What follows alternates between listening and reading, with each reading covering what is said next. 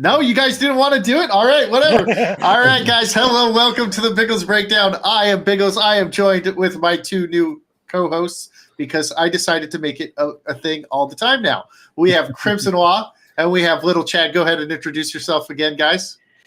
Well, if you don't know me, I am just another one of the internet retards. I'm out there doing video essays, anime content, all that stuff. Now I have basically roped myself into doing a college essay on jobless reincarnation yet again. So look forward to that in the future. Well, at least you picked a show that's actually worthy of having that done, because Jobless Reincarnation, next to ReZero, is probably the greatest isekai anime ever made. Well, yeah, I basically got to play lawyer and do the whole dissection on, like, what is Rudius Grey Rat actually guilty of? Everything. Oh, no, I'm just yeah. kidding. They want to. All right, yeah. I have words for the people who are like the Twitter X, whatever that we call them now, mob that keeps every time Mushoku Tensei does a new season where they try to indict Rudy for being like terrible, and it's ridiculous. Like, oh, this time it's like, oh, he cheated on his wife. All right, it's like, if you don't understand the extenuating circumstances of the world, I have problems with you, because yeah. Well, they fundamentally don't understand the character and the fact that Sylphie wasn't even opposed to it. Like, there were certain people she was opposed to Rudius being with, but she wasn't opposed to the idea of him having, multiple women. Yep. There you go. Pollen, whatever it's called. Yeah. Polygamy. Yeah, that word. Yeah, that's what I was trying to say. I don't speak English. Polygamy. Yeah. Pardon me, I don't speak Mormon. I apologize. Sorry, I don't understand the English language. Konnichiwa. That's Mush. much. Dozo yoroshiku. There you go. That's as much English as I speak, and that is Japanese. So,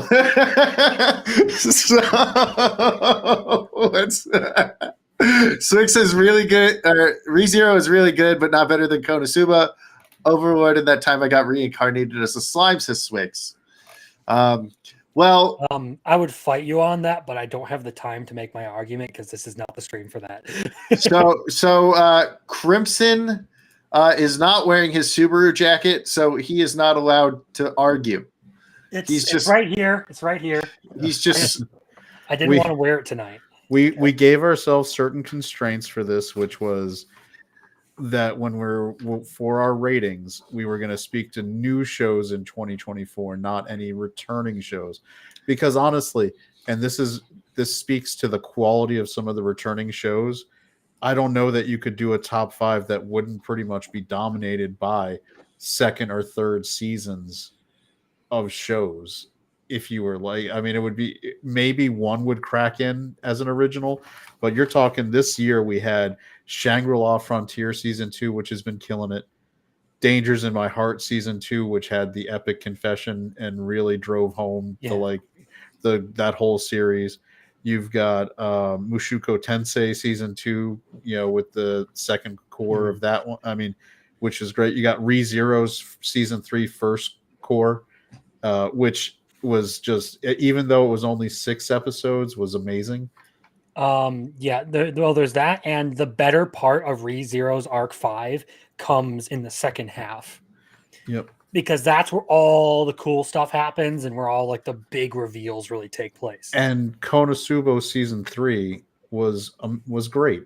Especially because it focused on darkness, and her character is just so good for the humor. And I love the setup of Konosuba season 3 where he's riding high and has all the money. And so especially when they open up with him and Aqua pretending that they're high class at the restaurant. And she's like, I can tell this bubbly is this vintage, and he's like, no, it's the house one. It's cheap. Oh, of course.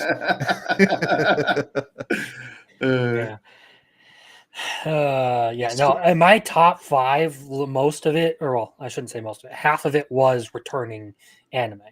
I did end up ruling out Jobless Reincarnation because technically I still count it as like a 2023 anime because it's season 2, part 2. I didn't feel right. Same with like Bleach, 1,000 Year Blood War. I've been really enjoying that. You guys wouldn't let me bring 100-Year Quest, even though it's an entirely different manga. We didn't pick any of these that we're talking about, though. We're talking about the stuff that we couldn't put in there. Heartbroken. Yeah, Heartbroken. I think Cry more. Skish No, you. Skish I you. can't. Cry more. No, I need it. I can tell just from all the streams we've done that me and Crimson kind of have a kindred anime taste palette, and I can tell you the pain of not being able to talk about ReZero and it's real for us too, Biggles. So your loss of Fairy Tail is definitely not by but it's the first season, It's the first season. Now, I guess I mean, Kinnikuman Perfect Origin. I mean, it's a new series from a show that hasn't been on since the 1980s. Mm-hmm. So, I mean, I suppose if I use the fairy tale logic, I shouldn't have put that one on my list, but I feel like there was a giant enough separation, and it was a new manga 35 years later. So, are you hearing this hypocrisy? If you want, I can justify his hypocrisy. You know what? I had plenty on my list. Biggles, if you want, I had plenty on my list that I could swap it out for. But I already have the tabs, you bastard. I had to go find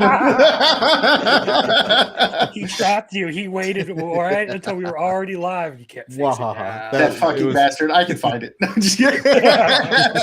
So, what? Okay, so the rules. Let's go over the rules. It has to be a first season to air in 2024. Now, it had to start in 2024, which is why Apothecary Diaries did not make it on some of our lists, because that started in 2023 and continued on into 2024.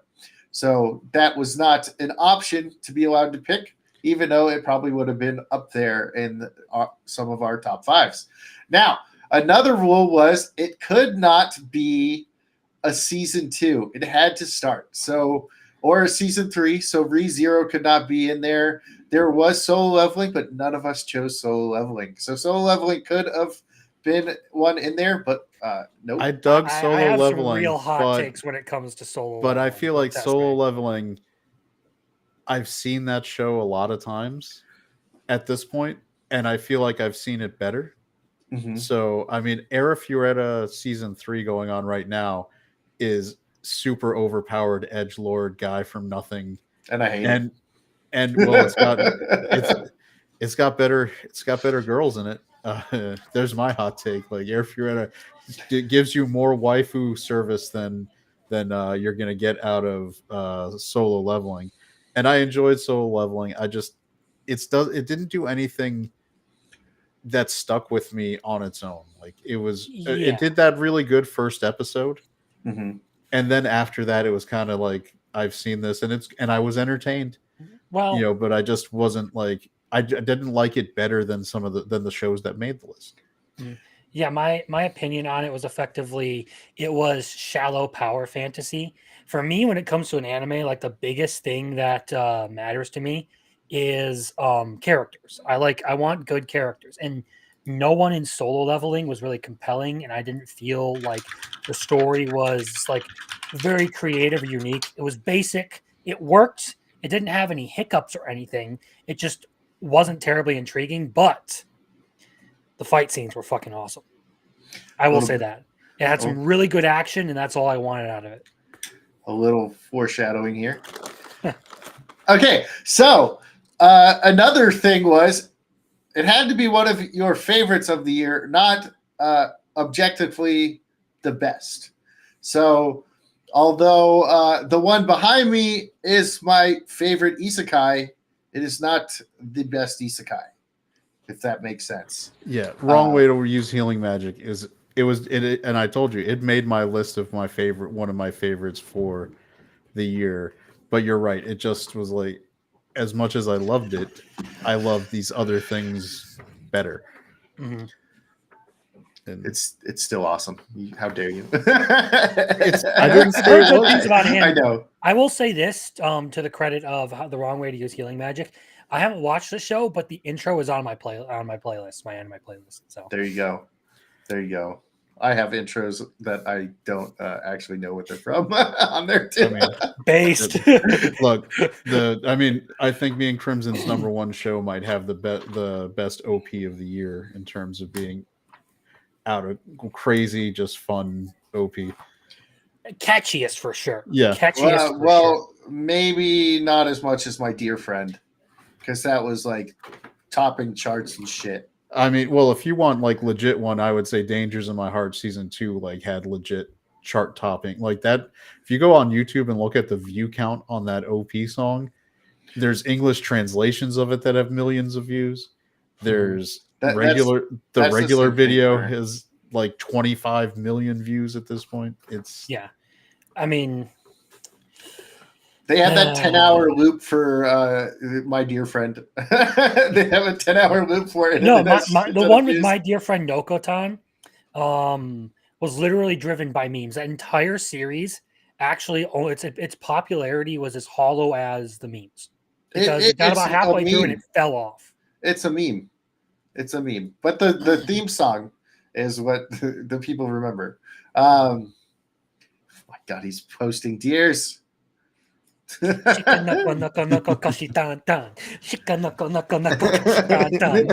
How do you do it? Wait, which do is the- slightly different than the Dangers in My Heart, which was actually driven by actual appreciation of the music and Mhm. show. Yes. Yeah, so there. I mean, but Dangers in My there's Heart second opening. is Another so one good. that's on my list. It's good. Especially once you see the translation and tie it into the end of the show. Like I had watched it before I finished the show. I'd watched some of the like ones with the English subtitles of the OP because unfortunately High Dive has weak points. They have a lot of weak points. Like the way they do their subtitling is weak.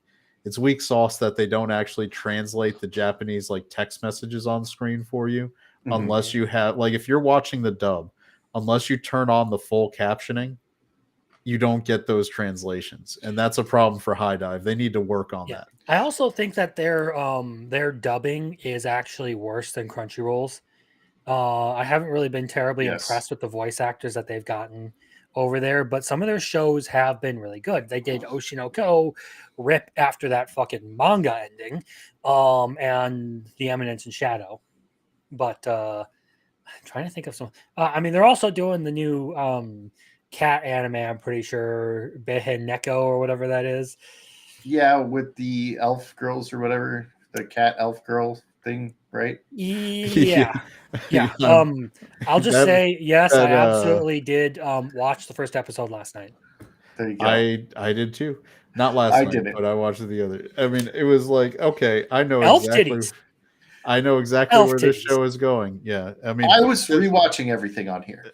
I mean, High Dive is the service that put on plus sized Elf last season, so this is not anything new for them. All right. So, where were it had to be your favorite. What was the other rule? We had one more rule, didn't we? It was it had to be new, not a continuation. It had to be a favorite. And did we I thought those were the rules I thought we had where it had to be a new series. It couldn't be a season 2 and it had to start within 2024. Okay, yes. so we did Those go were over all the the rules rules. I was operating under. Yep, that and was the by proxy of using my own list that I'd already made. I kind of ended up with it has to be one of your favorites. There we go. Now, I didn't show little Chad talking. I'm trying to engage with the chat community. Foreshadowing, very much foreshadowing. I could grab all my shit if you want, or actually I can't. All my kaiju number 8 is hidden in a thing right now because the children are here and I don't want them breaking any of my kaiju number 8 shit because then I'll fucking throw them over the fucking. Won't someone please think of the children? Yeet the child. Y'all don't understand. Biggles has already threatened once tonight to yeet the child. It's like one of the first things that came out of his mouth when I joined the call. So, for those of you that don't know, my nephews are going to be here all week, and okay, so they already broke my TV in little minutes. Wow. Yeah, That's so aggressive. I'm at my limits.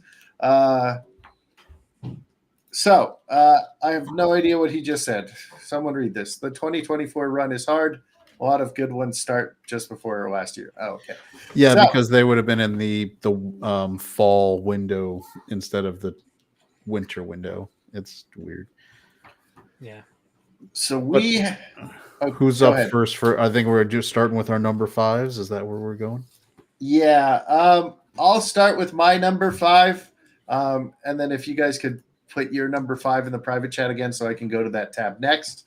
Okay. We'll start with my number 5 because I have it up. My number 5 is going to be I Parry Everything.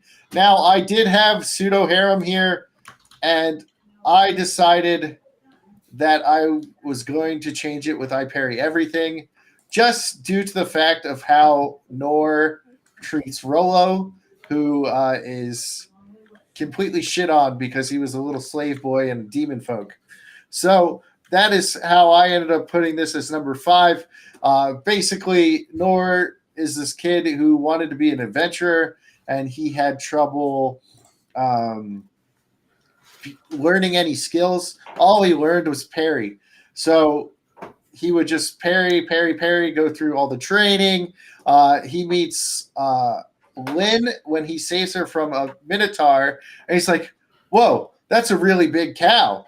And, and he goes in and fights the cow. The sword breaks. So the next one is called I Parry Rewards, right? So he goes in and he's like, no, you can't give me any rewards. I don't want any rewards. The guild master is like, what did you do now, Nord? Are you getting in trouble again? Like, I'm kind of glad you put this one on the list because I'm pretty sure this is like the first time I ever actually interacted with you, Biggles. It was when we did the stream for this one, going over this show. Did we do? I know I did like a little breakdown of it. I didn't know if I did like a full one. No, we did a stream. And I'm also glad because I'm not a huge fan of pseudo harem, so Yeah. I would have gotten feisty over that one. Your guys' reason at the end is this. It's the same thing Kaguya and whatever his name is, Miyuki do in Love is War, because he's like, I won't confess to her. I need her to confess because I'm not worthy. So that thing that you guys bitched about, that's like the same thing. By the way, I would like to Slender Dad's in chat, who's the co-host of my normal show, and he's the one who got me to watch Love is War. So I've passed that on to others. So he'll be super happy that Love is War is contagious. Yeah, it's all your fault, Slender Dad. We can't be friends anymore. We can't be friends. I have to now dislike Slender Dad. It was interesting for me. Derailed it. Let's try and get back to I was going to say, for the I Parry Everything, it was funny because I think that was wasn't it airing the same season as the Osan newbie adventurer trained to death by the most powerful party and became invincible? And there was a lot of similarities in like being with the aloof, overpowered, like adventure character. So it was funny because I did enjoy both of those shows. But for me, they just, it's hard to in anime, there is a lot of stuff where it's very similar, but those ones were kind of so similar and they were airing right at the same time. It kind of canceled a little bit out for me. If this had been airing on its own, maybe completely separate from having that coming on, I think Osan Newbie Adventure was like a Monday or Tuesday release. And I think I Parry Everything was a Thursday or Friday release. It was Thursday. I was gonna say Thursday because I watched this for my summer rankings. So every week I would always be going in where I had just watched the Osan Newbie right before I ended up watching I Parry Everything, and they kind of blended into one show for me. So Sporky was telling me they were the same. Yeah, I didn't watch the other one. I only watched this one, and I actually liked it because it was really just one of those straightforward, true good heroic fantasy sort of things, that don't get a lot of attention anymore. Because I had this conversation earlier over Mushoku Tensei. A lot of the more popular stuff is driven by people who think complex or morally gray means good writing, and it's usually awful crap. I'm looking at the Lord of the Rings versus Game of Thrones debate. I think this one is worth a place, or at least worth a mention this year, because it was good and because it was just simple, straightforward, adventuring fun. Yeah, and I actually I like all the characters in this. I also like how Nor can't remember people's names. He has problem with Gilbert's name, and then he has problem with the guy in the other country. He couldn't remember his name, and he's like, Yeah, it was that Gilbert was the spear dude, right? Where he's yeah, just Gilbert. he's just like, oh, I guess this guy's hey, dude, hey, buddy. We know Slender Dad. How dare you? Slice of life and rom-com are amazing, okay? And we are breaking Biggles on it. We are slowly I'm going to try and bully him into watching Miss Kobayashi's Dragon Maid. I'm going to do it. I mean, the fact that he hasn't watched Too Many Losing Heroines yet is a problem, and we're going to work on that today. You know, you guys are trying to make me watch more and more romance, and then my Crunchyrolls keep going to call me a heartthrob misunderstood vampire, and I'm going to have to off myself. You think that came from the romance and not from your villainous Otami, anime? Right? None of those are vampires things. The only vampire thing I watched was what's it called? Yeah, but you're overloading on shoujo stuff, and vampires are usually there's not any vampires in any of my shit. Crunchyroll thinks you're like a 13-year-old girl. God, I'm going to have to off myself. No, that's because of the Otami, not because of the romance. My point is, it doesn't matter whether there's vampires in there. Vampires are like a popular male love interest for ladies novels. Twilight.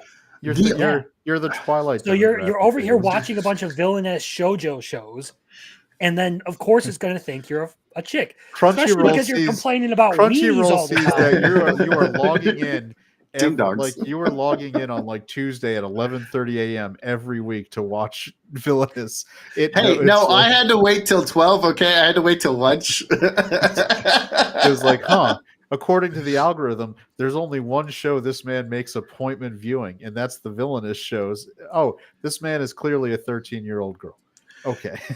To be fair, my number one show, it had the watch live. And if you ever got to catch it live, it would have alerts on the screen when it was doing the commercials that kaijus were attacked. Oh, spoiler. There you go. Congratulations, Biggles. Yeah, but I don't ever so with Crunchyroll, I never do the watch live because their sub service, there's so many stuff that usually gets jacked if you try to watch immediately when it goes on. I've learned my lesson to just I'm gonna wait an hour and a half, 2 hours. If ReZero had huge subtitling issues this season because of whatever the fuck was going on over there. Well, I watched the sub live, and then right after the dub would go up, so I'd watch the dub right after. All right, so this person, go talk about your number 5. Okay, that would be me. And Delicious in Dungeon, I almost didn't include it because I was originally going to have the Elusive Samurai on here, but I felt like all in all, this was a better presentation. And I've said this in my top 10 of the year video, which I'm subtly shilling that. It's not particularly creative, but still a very solid delivery on a lot of things. It's well animated. I like the characters. The dubbing is actually halfway decent. It's not the most amazing thing, but it's good. I liked that it was fantasy adventure. Now, as for premise, effectively the idea is Laios and the main character and his party, they're all adventurers delving into this dungeon, which is this ancient kingdom that was sunk underground by someone called the Mad Mage. And the king of this kingdom basically promised control over it to anyone who could conquer the dungeon and defeat the Mad Mage. But Laios doesn't really care about that. He's just trying to make a living as an adventurer. Until they encounter a dragon while on one of their adventures, and the dragon eats his sister, but right before she gets eaten, she sends them all back to the surface, and then half their party leaves them. So he is stuck with 2 people, and no money to try and rescue his sister before she's fully digested by the dragon. So is she the delicious one? No, that's where we're going to get into the part. So they skip on buying food because they don't have the money. And they end up like cooking and eating the monsters that they kill. And it's kind of a food anime, but you're a lot of people focus too much on the food aspect. It's much more like comedy, action, and adventure than anything. Because Laios isn't particularly skilled. He just knows a lot about monsters. And I mean a lot.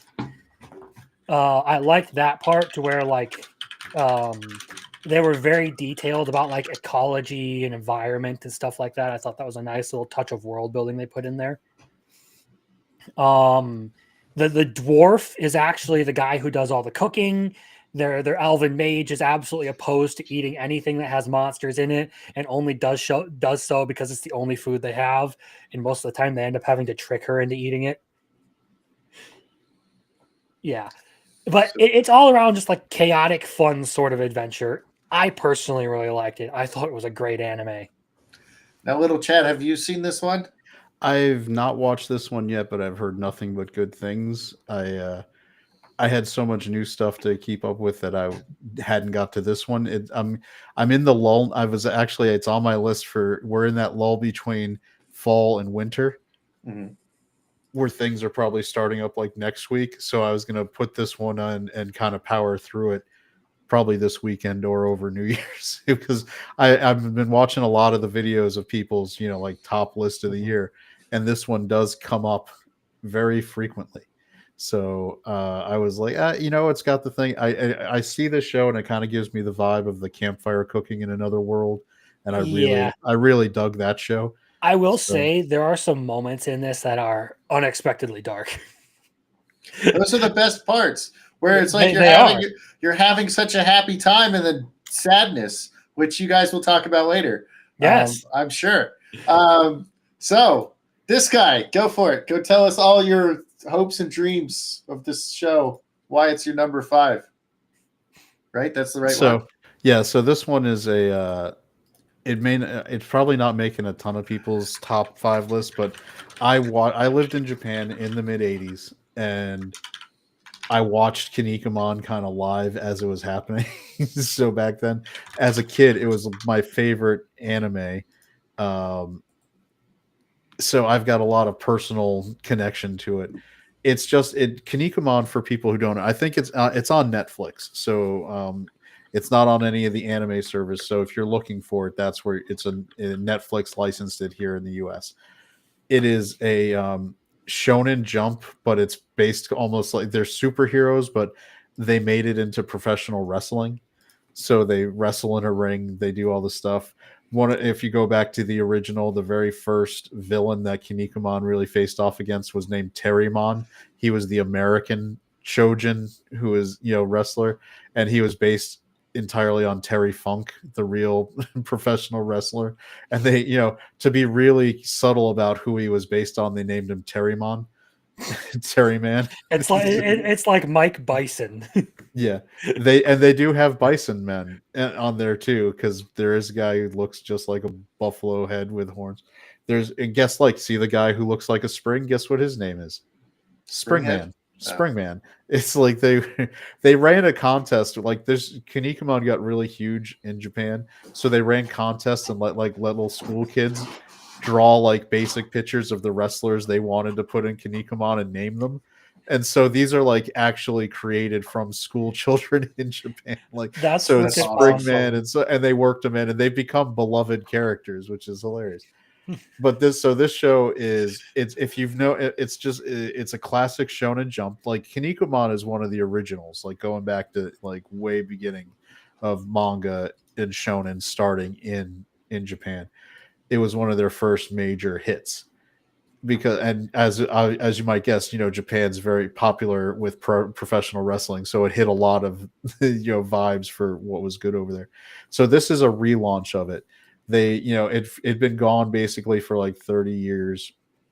They did a new manga called Perfect Origin, where if you may be familiar with, there was a Fox, it aired on Fox 5, like the Fox Kids. There was Ultimate Muscle, was a cartoon like in the early 2000s, where it was the sequel series where it was the kids of all of these wrestlers or Chojin.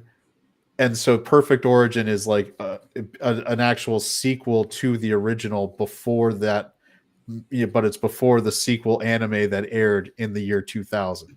So this is a new manga, and the new manga was so successful it's become ongoing.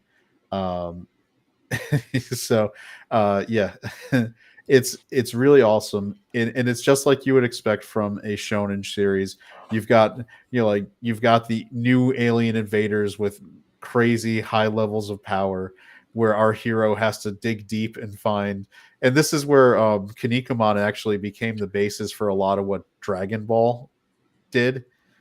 So like Kinnikuman, his superpower is burning inner desire.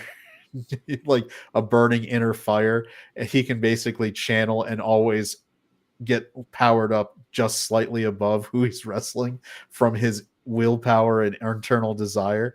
And it has nothing to do with like his innate power, which is like a perfectly shonen thing to do, like where you can always just power creep right up above the next guy, so you can do, and he'll break out just new versions of his Kaniku Buster move and everything. But it's also like violent and dark. Like this is, people are getting murdered and killed. There's a wrestler who's a black hole. His face is a black hole, and he sucks other wrestlers into the black hole to murder them. It's just over the top crazy. I loved that it came back. I love that it was actually animated very well, and I just had a good time. I wish that it was that Netflix. Netflix doesn't seem to promote anime, even though they buy it. It's weird.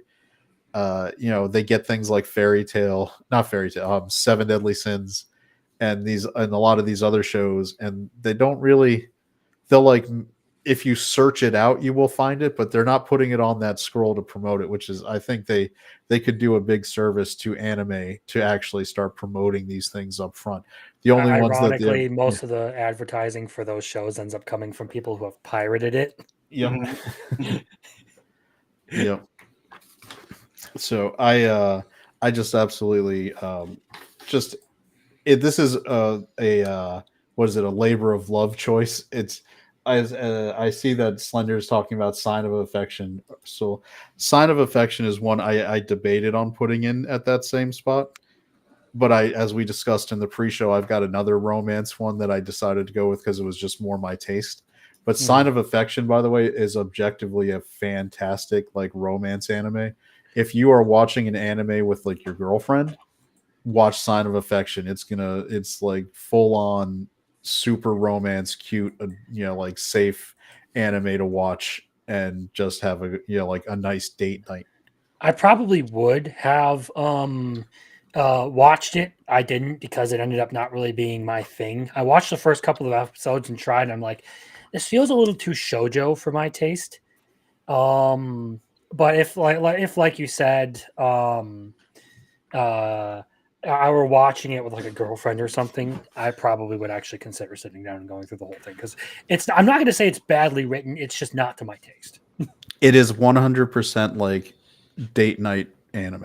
Like if you're with a girl and you want a safe anime that will have absolutely no fan service, which can create awkward moments when it happens, even in romance comedy animes, where you're like, oh, this seems like it's a funny one, and then all of a sudden, panty shot, and then you get the girl like looking at you like, why is this on the show? You want like show them the first episode of Alia Sometimes Hides Her Feelings in Russian with the stocking scene. Oh yeah, yeah, exactly. So this one is no, better yet, you introduce her to like your first date. You watch The Eclipse from Berserk. Oh yeah, if you don't want me at my worst, you can't have me at my best. This is like, hey, if you, I'm not gonna Sasuke you, but I need to know you can handle this business. No, that Sign of Affection is great as a safe one, where you're not going to deal with any of that stuff, and it's a nice gateway drug anime if you want to get your wife to start, or spouse or girlfriend, to start watching anime with you, it's a good one to like work them into enjoying anime because it's so it's super the equivalent of just the tip. Speaking of just the tip, oh wait, this has nothing to do with the tip. This would have done better with the last sentence before just the tip. If you want something to watch with your girlfriend that has no fan service, then my number 4 gets to be on there, which is Villainous level 99. I may be the hidden boss, but I'm not the demon lord. Now And this reminder, people, he tried to blame us for Crunchyroll deciding he was an edgelord vampire after his viewing habits for the year. I No, hate he all was of a you. vampire heartthrob. Heartthrob. That's what he is. Fucking kill me. All right, so this one, if you look at it, it's actually very similar to another one that we'll be showing shortly. One that Biggles has brigaded my comment section over, by the way. I will fight Crimson. All right, so this one is another Otome game, Isekai, with a dark-haired villain that wears the same uniform. Oh, it disappeared. What happened? It's still there. I can't see it anymore. I still up see for it. me. It's still on the screen. It's still on the YouTube feed. So What the shit? Okay, how about... I blame your nephews. Yeah, they probably fucked something up. I can't see They're anything. chewing on your Ethernet cable right now. I believe it. They're little fuckers. So it's still showing. It's fine. You can go. It's still showing. We see that it scores 7.13. All right. That it's recommended for teen girls age 11 to 14. And for It says vampire it- heartthrobs. God damn it!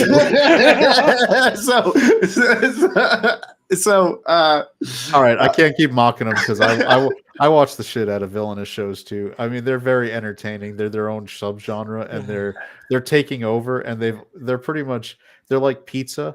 They're even a bad villainous show is still like okay. You're like well, we're watching our next one, which is the one where the dad's reincarnated as the villain. We're all going to watch that. Aren't we? That comes out in the winter. Yeah, that comes out like next week or the week after. Like, yeah, I or am might so have been watching January, it because yeah. it's too ridiculous not to watch. This is Swigs' favorite anime, apparently. Why the hell are you here, teacher? That is not pure. That is not wholesome. I was about to say, look, I'm just going to guess from the title that there's some TNA, and by that I mean tits and ass. Oh, all right. This is one of those 15-minute shows where over the course of the series, 3 different high schoolers end up with 3 of different teachers, and they're filling out like we have regular teacher, like trope. We have the babysitter teacher, super tiny, looks like a 13-year-old teacher trope with like, of course, like a 7-foot tall, super like huge guy. Then we have the aloof, like emotionless, white-haired Russian style, school nurse. And then there's the big sister PE teacher. So I take it back. There's 4. You are not do not watch that with your girlfriend unless your girlfriend asks. Let her initiate that watch, not you. To answer Sporking's question, I believe it's called From Bureaucrat to Villainess, Dad's Been Reincarnated. Yeah, it sounds so good, like a 50-something salary man. It's impossible to miss because the guy looks like a fucking ugly bastard trope in his original life. Well, it's so funny when the dude gets reincarnated as the girl. They're like, "What the fuck? I'm a girl." And then I'm sorry, but my experience with that has been, if you ever want to know what my experience with it actually has been when a dude gets reincarnated as a girl, look up the manga. This is screwed up, but I think I've been reincarnated as a girl. I've heard the name. I just haven't watched it. I probably mentioned it because basically figures out what a female orgasm is like and spends like a week fingering himself. I believe it. Okay, now that has nothing to do with my show at number 4. They do not do that. There is a wholesome relationship between Yumela and Patrick that happens here. Yumela is like that girl that doesn't understand other people. She's just obsessed with leveling up. She just wants to level up. She's like, why is no one else level 99? And she has this horn of monster summoning that she just keeps blowing. And all the people are like, why would you do that? And they like all have to like fight.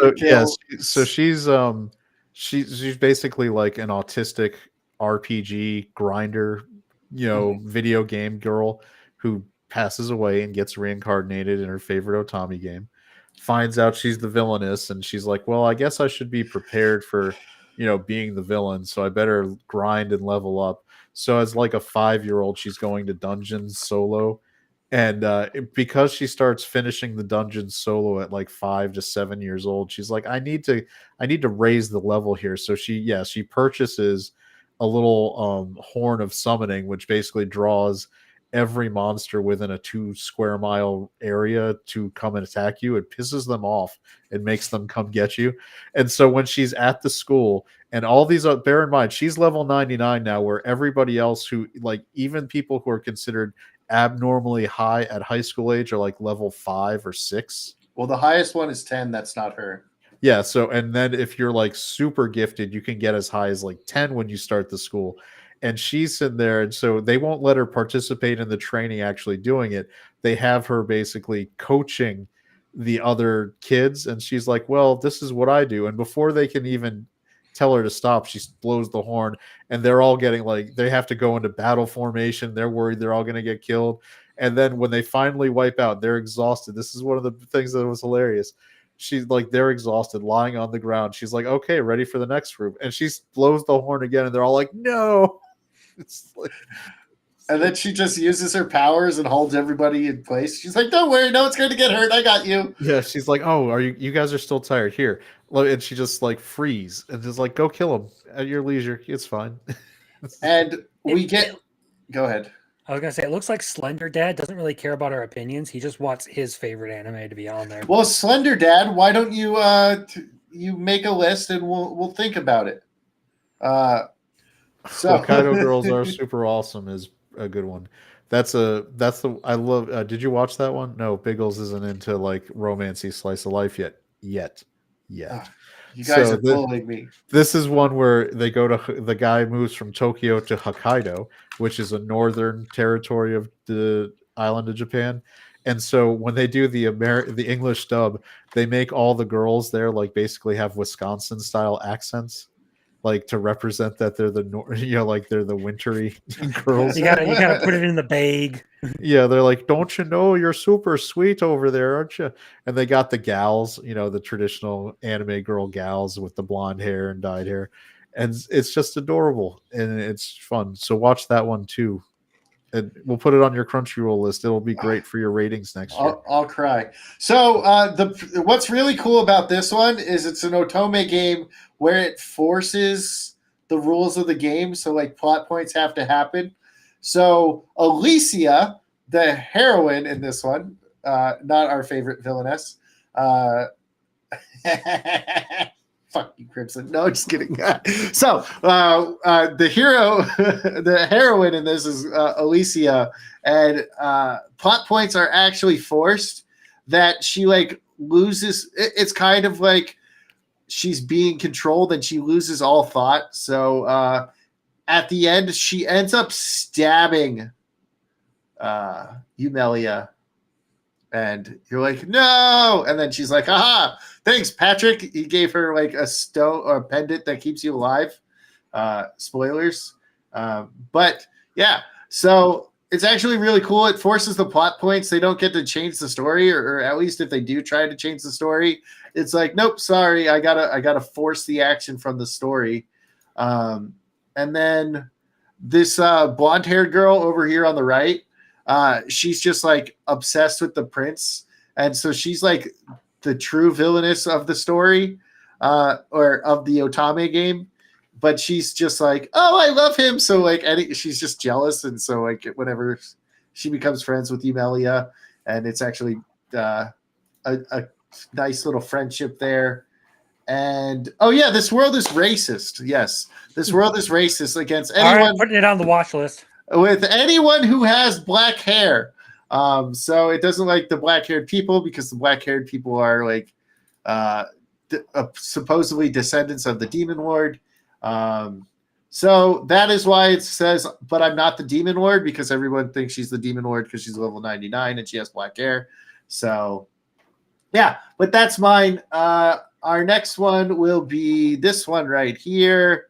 And you can go ahead and talk if it shows up. I can't see anything anymore. So this one would be my number 4 Shoshimin series, or How to Become Ordinary. Now, if you're not familiar with the creator of, or if you're not familiar with the series Hyoka, which is another one by the guy who created this, effectively, it's like slice of life mystery sort of stuff, where it'll take like really simple questions like, hey, how did this guy make 3 cups of hot chocolate without specifically getting any dishes dirty or any of that kind of stuff? It takes really like stupid questions like that and makes them like super complex. But in this particular case, there's a much like deeper plot running through the whole thing about some like criminal acts and all that stuff. Anyway, the premise of it is that the 2 main characters that you see on the front there, one is the guy is like really good at like solving mysteries. He enjoys like playing detective and all that, and the chick is just something else. But they're both really intelligent people, and their whole deal is they have like this agreement to try and be normal people who don't interfere in the lives of others and just live calm, normal lives. But that goes out the window really fast once they hit high school because, well, they quickly find themselves forcibly involved in a bunch of other people's problems. It's a really chill show. I like how well it's animated. The intro is good. I like the characters. And because I also liked stuff like Hyoka, I liked the mystery aspect of it, like the everyday sort of big question kind of thing. Solving random mysteries you wouldn't actually think too much of. Perfect. And then we have Sporking here. Hi, Yes. Sporking. What's up, dude? I have like the time length it takes my wife to read a book to my 2 younger ones. So I thought I'd jump on because I said I wanted to come, and I was listening to you guys talk about these top ones. So I thought I'd throw out a couple that are actually good. No, I'm just kidding. No, you guys have been talking about some good stuff, actually. You want to fight, huh? You want to fight? Is that what you want, huh? I just like how you bounce. That's great. Let's do this. Good to see you guys. Hey, so there are a couple I really liked. And I'll just go with like new ones that came out, not second seasons like Power of God and stuff like that. That's the rules. Let's go. Okay. So Monster. Of course you'd want that one. Oh, it's such a good one, dude. It's I don't know if you I was like Sporking's like he has the harem and he knocked up all of them. It's my show. It's my jam. First off, only 2. Oh, maybe all of them. 2. No, there's all the 2 twins. He only knocks up the 2 twins. No, he knocked up the rest it's of them. It's like season 1 of Common. Maybe we don't know. Again, can you believe that Monster was the inspiration for Mushoku Tensei? Really? What?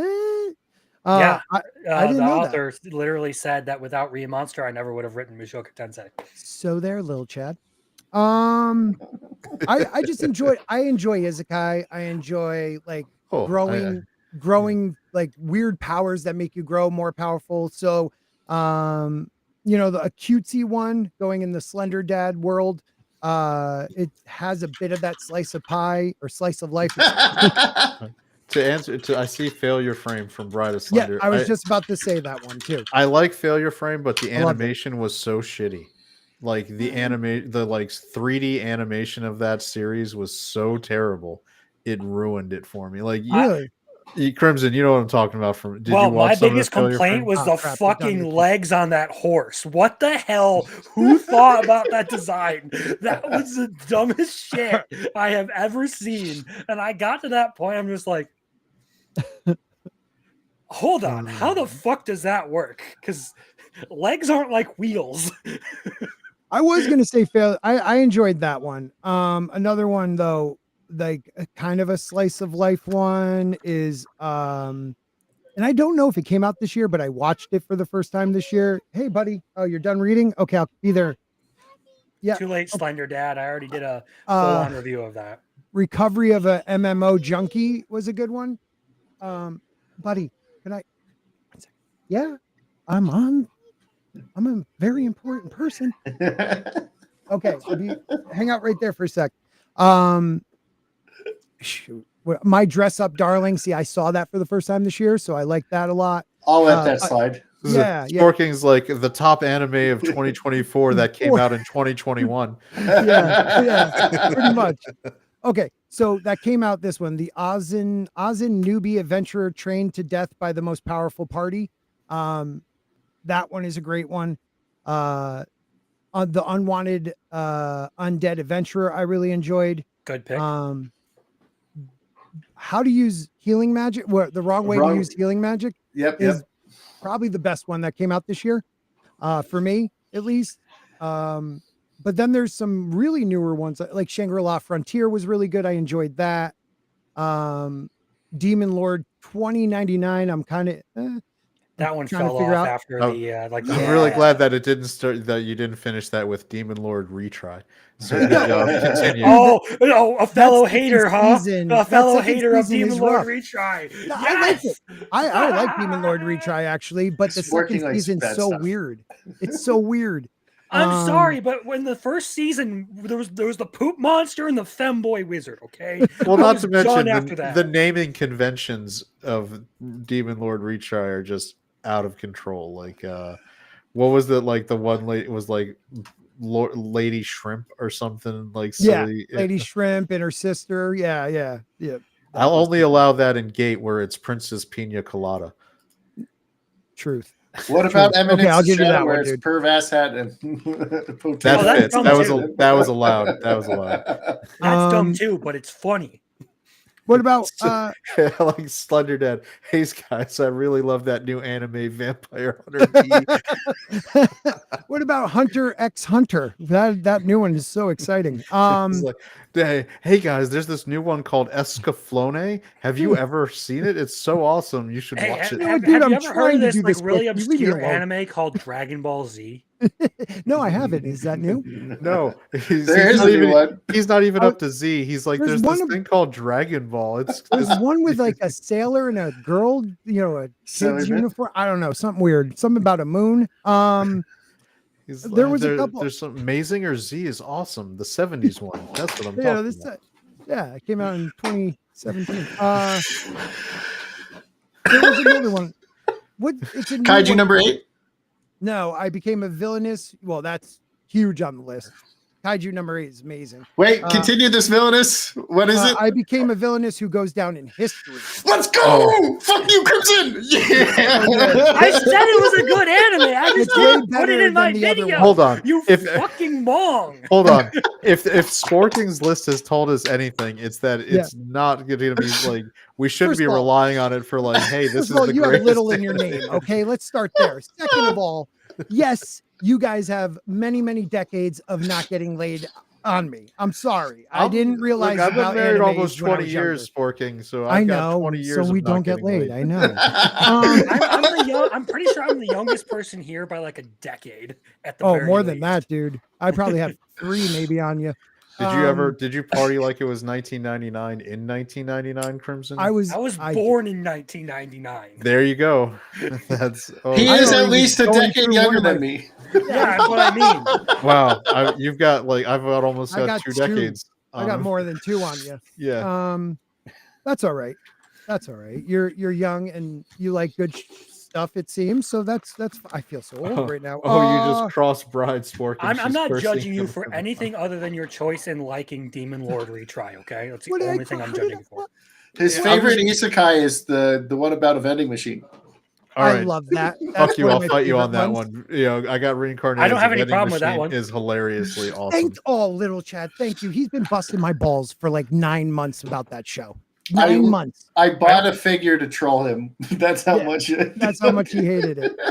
Look, there were Biggles is also obsessed with like vampire heartthrobs and wieners. So Shut up. They're ding dongs. It's different. Last year we had 2 amazing isekais that were like that were just unexpectedly hilarious to me. One was I got reincarnated as a Yep. vending machine, Yep. and the other was Soto Handyman in Another World. Oh, I Freaking love love that one. that That one. one was great. So good. The wizard So with good. like Yeah. the cup that makes I people love, bigger or and then whatever. where you find out, that what's the system of measurement? Well, you see, the first king's member was supposedly the this long, Madaraka or something like so that. yeah, so that's how we measure things. That's That one is thing. so funny. Yeah. That's one Madaraka long. That's one Madaraka long. I love that series. Like unironically, that one was fucking great. It was so. And you want to talk about shows where it has like that dark swerve where you don't expect it when you get the wizard's backstory and you're like, oh fuck, was that dark? And then it was Yeah. like, please get back to comedy quickly. Then you get the witch's backstory, and then you get it's like, It was rough, I dude. was like, stop doing this, man. I don't know if you My guys... most memorable moment from that though Yeah. is the night chick's drawing of the dog. Yeah. Hey, Oh did you yeah. guys... Oh Jesus. Even the dog's backstory was so sad. It was like Everything has a sad backstory. I in kept that thinking series. of, you remember Wreck-It Ralph? We Yeah, it's yeah. like we have this character. She's the video game character with the saddest backstory of all time. There was only one day she didn't go on patrol, her wedding day. It was like, All right, I got to go in a few, so I'm going to throw out a couple more. The New Gate, I really liked. There was another one, and I'm forgetting the name of it, but it's like this second time being summoned to this world. I'll have to find that one for you guys. It's a good one where like these people get summoned to a fantasy world, but one of the guys has been there before. I think it's called Reincarnated in Another World Again. I think. Is that okay? Maybe that's it. Also, let's see, Newgate. There was also Windbreaker. I really liked, and last but not least, I'm coming upstairs right now. Oh crap, I forgot it now that my wife just walked in. I got scared. It was. Hold on. Did you guys bring up Glass of God? Because that was a fantastic one too. I've had someone in my chat recommend it to me. Chat brought it up. I think Slender Dad did. Yeah, Slender, Bride of Slender, who for some reason was yelling at me. It was very good. It was very good. And I have watched another one that was on Netflix. Something about a bride. She's like, oh crap. I don't have Netflix anymore, so I can't remember the name of it. But it was a show about these Japanese families in about late 1800s era. There is magic. She gets married into a house, but she's My Happy Marriage. Is that? I think that's it. Yeah, My Happy Marriage. I think season I hear 2 a lot of good coming things out. about that one. Yeah, it was so good, man, and I didn't expect myself to like.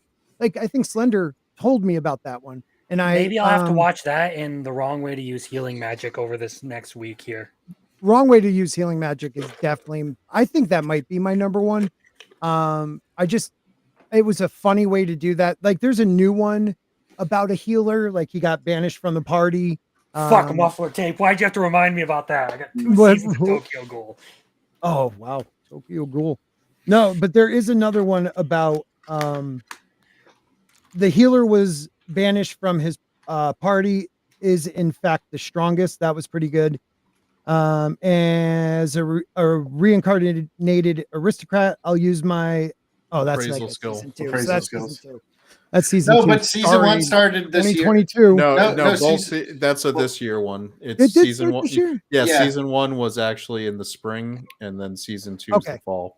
Okay, I gotta go, guys. I'm sorry. I wish I could have stayed longer and let you ridicule me. Slender Bride, I never mean to hurt you. So I like to hurt your husband sometimes, but not you with my words. So sorry. Bye, Let me know when- Sporking. Bye, It's guys. okay. Hey, You can catch friends-in-law, nice Sporking. to meet you. You can catch Sporking on his channel on Thursday. I'll be there too. You can And also catch Sporking hanging out outside of a Books a Million waiting for Winds of Winter. that get too, released. and giving for about $10. If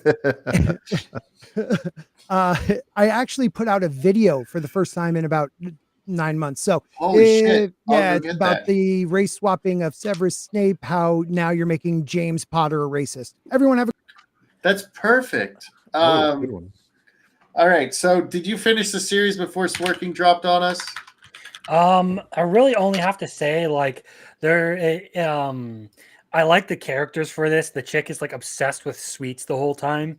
And like that's Man, like that's their such a primary. 2023, 2024 thing for girls right now in anime. Actually she does eat a lot of sweets in this. Now that I remember it, and she gets really upset when someone steals her bike and ruins a cake she bought. And there's even a whole episode where the dude comes up with this like elaborate plan to hide the fact that he ate one of her like confections, and she immediately realizes that he ate it. It's really chill, but it's fun. I honestly do recommend it if you like mystery and slice of life. Nice. I am done now. All right, All right. so we have yours. All right, so this one, this one is another just over the top fun time. It's Brave Bang Bravern, which we're getting mech anime, we're getting alien invasion, we're getting fun, like it's comedy, it's drama, it's giant mech fights. It's so good. It's basically if you took Top Gun and then just turned it up to 11 with like one of those 1980s like mech animes where it's the giant robot fighting the invader robots. That's what you're getting. There's a running gag where like this giant robot that comes from space to save humanity has to do it by having a pilot get inside him. So he gets this poor, like it starts on Hawaii where the Japanese self-defense force and the American military were doing a joint operation, and and this is where the invasion happens. So this giant robot picks up one of the Japanese mech pilots to join with him to be the pilot, and he's saying the most like he describes it in the most homoerotic ways that are just over the top hilarious. He's like, when he was inside me, I could feel his power surging through me as I took on all these villains. I need him with me, and it's hilarious. It's done for comedy. You end up getting a great payoff at the end, to this whole situation. There's a great rivalry between the top American mech pilot and this Japanese one. We must get this special like super alien girl that they find half dead that they nurse back to health, that becomes attached to them and becomes key to helping to save humanity. It's very 1980s inspired. If you watched any of those old 80s anime, you're going to really appreciate it. I think it was really well animated. The combat scenes were actually very well done, and it's a great one. As you can see, it's rated pretty high, 7.56. Is not a low rating for out of 8,000 reviews. I think it got slept on because it was easy to just kind of fall through the gaps because there's not mech anime is not really as popular right now as it had been. Its peak was probably in the 90s, right around Gundam Wing and Escaflowne and some of those other ones, And Neon Genesis and all that. and Neon Genesis. So mech anime has kind of had its moment and passed, but there's great revivals. Obviously, Gundam's still around and pumping out series every other year, it seems like. So if you like Gundam kind of stuff, if you like the giant Getter Robo kind of stuff from the 70s and 80s, Voltron, anything like that, there's a Transformers it transforms to a jet.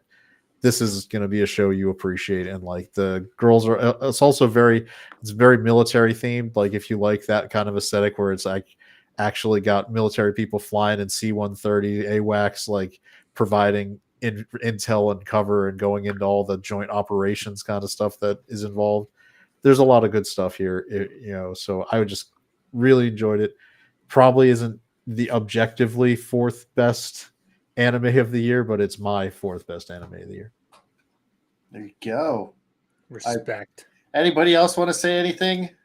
I didn't watch it, so I can't. How dare you? No, I'm just kidding. Yeah, I mean, this is by the way is a window where for everybody who's viewing on the show and on the panel, like we've got this window between fall and winter anime where this is a great time because all these are bingeable now. You're not going to have to wait week to week. All these shows are ready to go. This one, by the way, has a full dub. So if you're someone who's intimidated by trying to get through a full sub series, this one is fully dubbed and you won't have to do that. There you go. Now, for the best show that is not ranked number one, My number 3.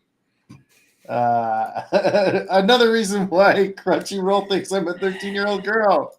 The one that not Crimson, Biggles has relentlessly bullied me for over the past week or so since I released my top 10 video for the year. You know what? I did rankings with him before or right after he dropped that, and he lowered the stuff below this that was still on his list, and it broke my heart that it wasn't on there at least for an honorable mention. This is the one we talk about in our group chat like every week until it was over. This is like full on guilty pleasure, like because this show's so great because this girl's reincarnated into an Otami ruled as the villainess, but our change up for this show is that she doesn't want to run away from being the villainess like every other show does, where it's like, oh no, I'll get the doom ending and this will happen. This girl's like, F it, I am going to be the villain. I'm going to revel in it. I'm gonna she looks for the moments where she can just rip people a new one. She's like, this is my villainous moment. I have to make sure the heroine is just dressed down. It's great. she's just leading into it. It reminds me a lot if you watched Otami games are hard for mob background characters. Yeah. When he was doing the parts where he was standing up to the like the love interest, and he was just like, "You douches, you're so stupid. You're this." Like she does it in a more formal, like polite way, but she's basically saying, are you half stupid? Are you just not care? Like, what is wrong with you? Like, you're clearly like when she's going after the girl, she's like, who's the friend of the heroine, and she's like, well, you're making fun of my looks, so wouldn't you make her sad? Shut up, you shouldn't say that. And she's like, well, you are the ones bringing it up. I'm not the one pointing out your freckles are horrible.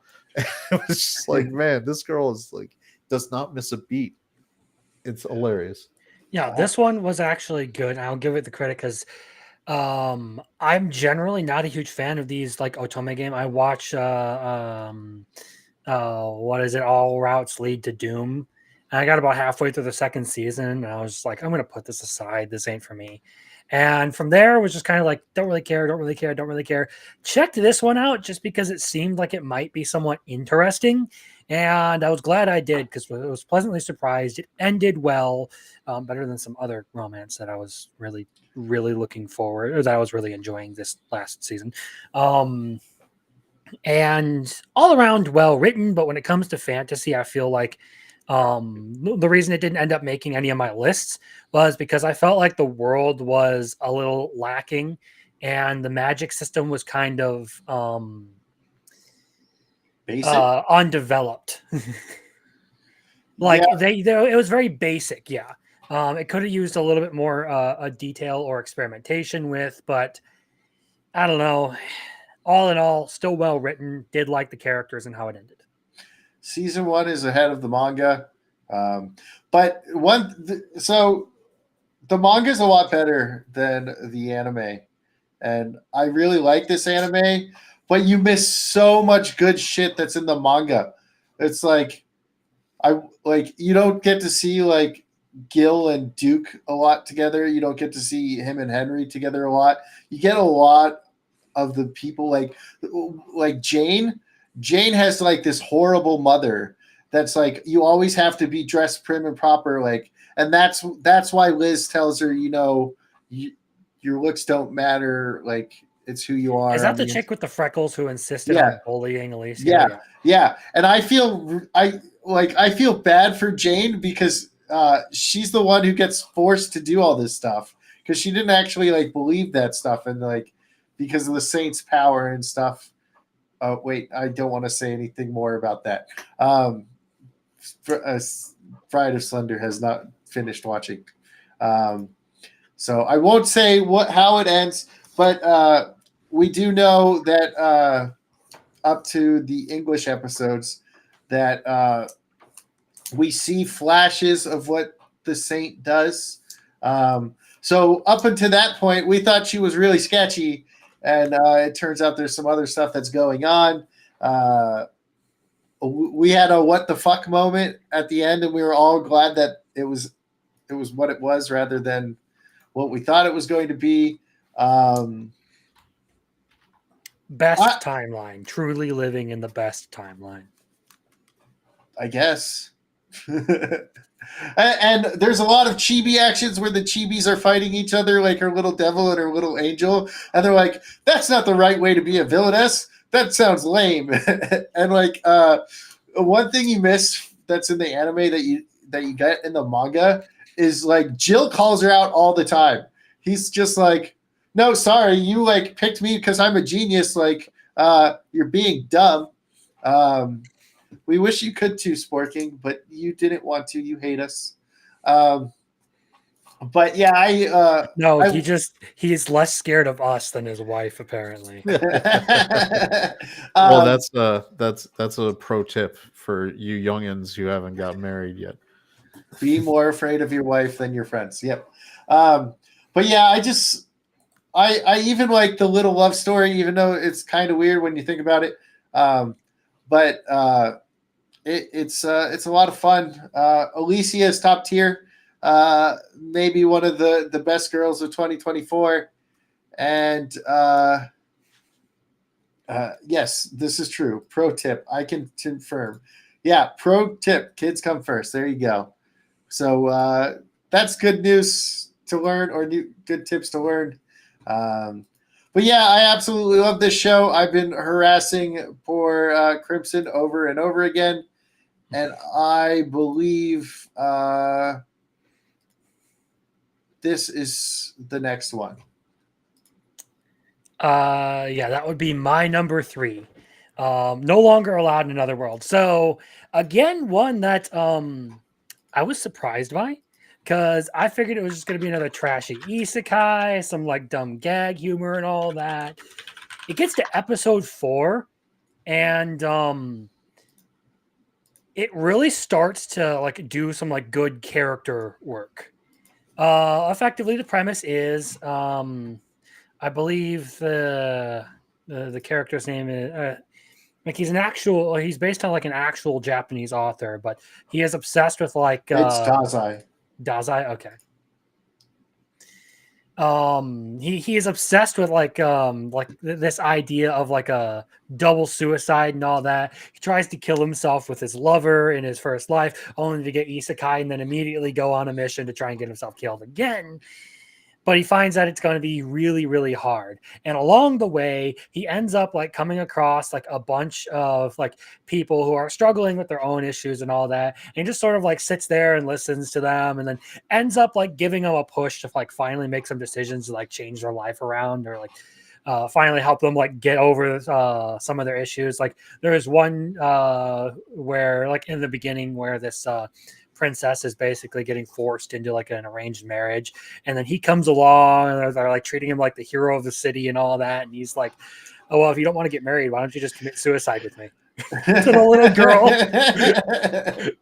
And ultimately it makes her like realize what she wants to do with her life and what she's going to do. And moving on from there, we then get to like some of the other people who have been summoned to this world, and it turns out he has the unique ability to send people back to their home world, so like unsummon people pretty much. And like he basically like analyzes everything that they've been through and just bluntly tells them exactly what went wrong with their life. Like, you didn't do this, or this is all your fault because you were lazy about it. And in most cases they get happy resolutions to their character. Like the final part of the final like episode of this is him fighting one of like the big bad evil guys who has pretty much taken the place of the demon king that they killed. And she represents like greed or something. She's like one of the 7 deadly sins. And she has this power that like drains life from people. And she was jealous of the fact that her sister was always getting attention because her sister was sick in her first life, and they both ended up getting isekai'd. And then she ended up using her power out of jealousy on her sister because her sister got better powers than she did. And they end up, actually being able to like resolve all of the family tension. They go back to their world and they're like end up having a good relationship with each other after that.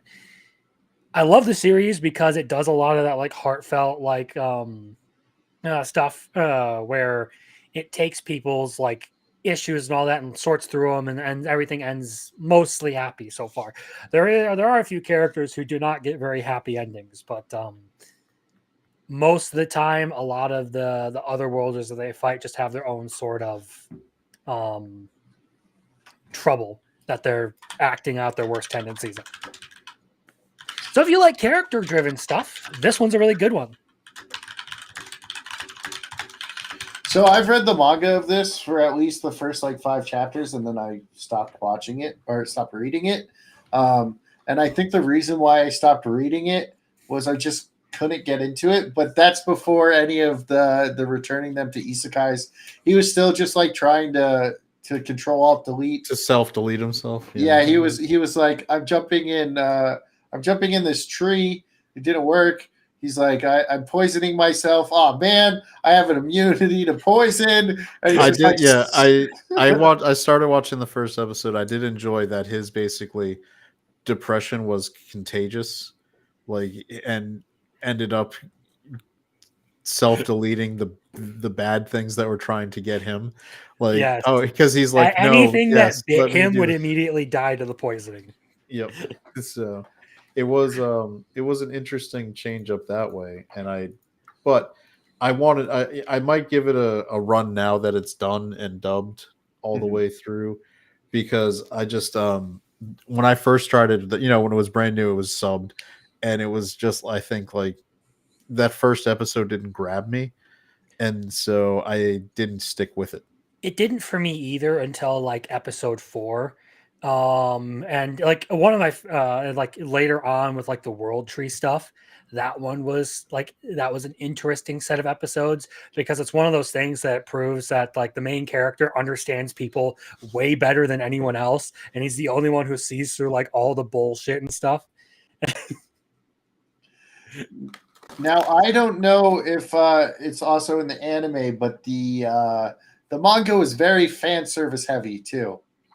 Especially with the priestess that's supposed to guide you to where you go to life. I mean, I know that there's plenty of cleavage and some panty shots in there, but I didn't see any much more than that. Okay. Well, there you go. Is it like the blacksmithing one I was talking about? No, I don't think so. Not like titties every page. All right, so the next one is, or Little Chad, do you have anything you want to say about this one if you watched it? Oh, no, you just said something. No, I'm going to come back to it, though, because I trust Crimson's opinions on things. So, yeah. Yeah, I'm probably going to watch it, too. So here is your number 3. This is, again, with the theme of this list being the ones that I just enjoyed the most, that were not continuations. Too Many Losing Heroines is... We're at a great, like, right now we're in a renaissance of like rom-com anime. I think we're in a sweet spot, a great period where this stuff is top tier. That's been coming out the last couple years of seasons, between Dangers in My Heart, Love is War, all this kind of stuff. But right up there with them is Too Many Losing Heroines, which is new, coming in from the very first episode, where in the first 10 minutes, our lead character is in no way interested in these girls. He didn't he wasn't obsessed with them and not able to talk with them. The setup is he's in a restaurant and he's just having lunch, and he's overseeing what is effectively the end of a romance anime happening in front of him, where the lead character of that romance anime is being told that, no, you don't want me, you want this other girl, go get her. And so the boy at the other table leaves, and then there's just this girl who is the losing heroine, right? The loser of the romance is just sitting there by herself, and he has his cup there that he'd been drinking out of. She picks it up and starts immediately like trying to drink out of his straw, like to get that indirect kiss, which is a very Japanese thing. But the voiceover is, oh no, she's not. Oh my God, she is. She is. This is so awkward. How desperate can you be? And then he's like, oh my God, she saw me looking at her. she saw me looking. Don't make eye contact, and then she gets up and comes over to the table, and that's where the she series- looks at him like a deer caught in headlights. It's as she's like got the fantastic. cup like, and she's sucking on the string because she wasn't just like sucking like drinking on it. She was like making out. With she that was straw. making out with the straw. I gotta watch this now. Oh, it's so good. And- And the way everyone likes to fucking tease Komari, the like little one with the red hair in front. Yep. It's funny. I just really enjoyed the hell out of it. It was because it was fun. It was it was making fun a lot of the romance anime tropes because each one of these girls is involved effectively in a romance anime show. Like we have like Anna over here, who's the lead girl with the phone in the picture. We have the tan girl who's Lemon, who's the like childhood friend, like who's left behind, in a romance. Well, both anime. Lemon and Anna are the childhood friend who are left behind. Yeah. And then Komari is not the childhood friend, but loses to the childhood friend. Yeah, so there's just something great about a show that you can watch. Don't have to do a lot of deep thinking or really get obsessed with. Like you can this is just a fun, enjoyable time and I think it would be good for anybody. Even because if you don't like romance anime, this is going to have comedy making fun of romance anime. If you do like romance anime, it's got enough elements of that you're really going to still enjoy it.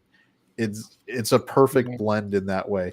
And again, this is because we had, I say this is better than Dangers in My Heart or Love is War or any of these other things that were continuations. Probably not, but we took those out of the equation.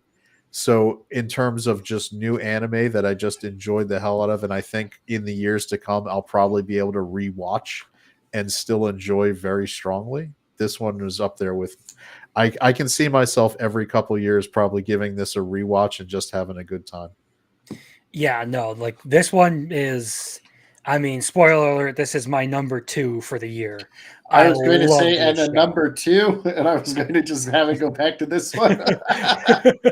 No, like legitimately, I love this series. I actually did one video essay on the character I've mentioned already, Komari, because like her, like the way they end this series, because technically episode 12 is anime original. The way they end this series was something like I personally could like really understand. Like I've been to that kind of point in my life where you like feel the pressure of like you have to do something just because everyone expects you to do it, even though you don't really want to, you don't feel like you're up to it. And it's just like a whole lot of weight on your shoulders that you feel obligated to take on for no other reason than you don't want to bother people.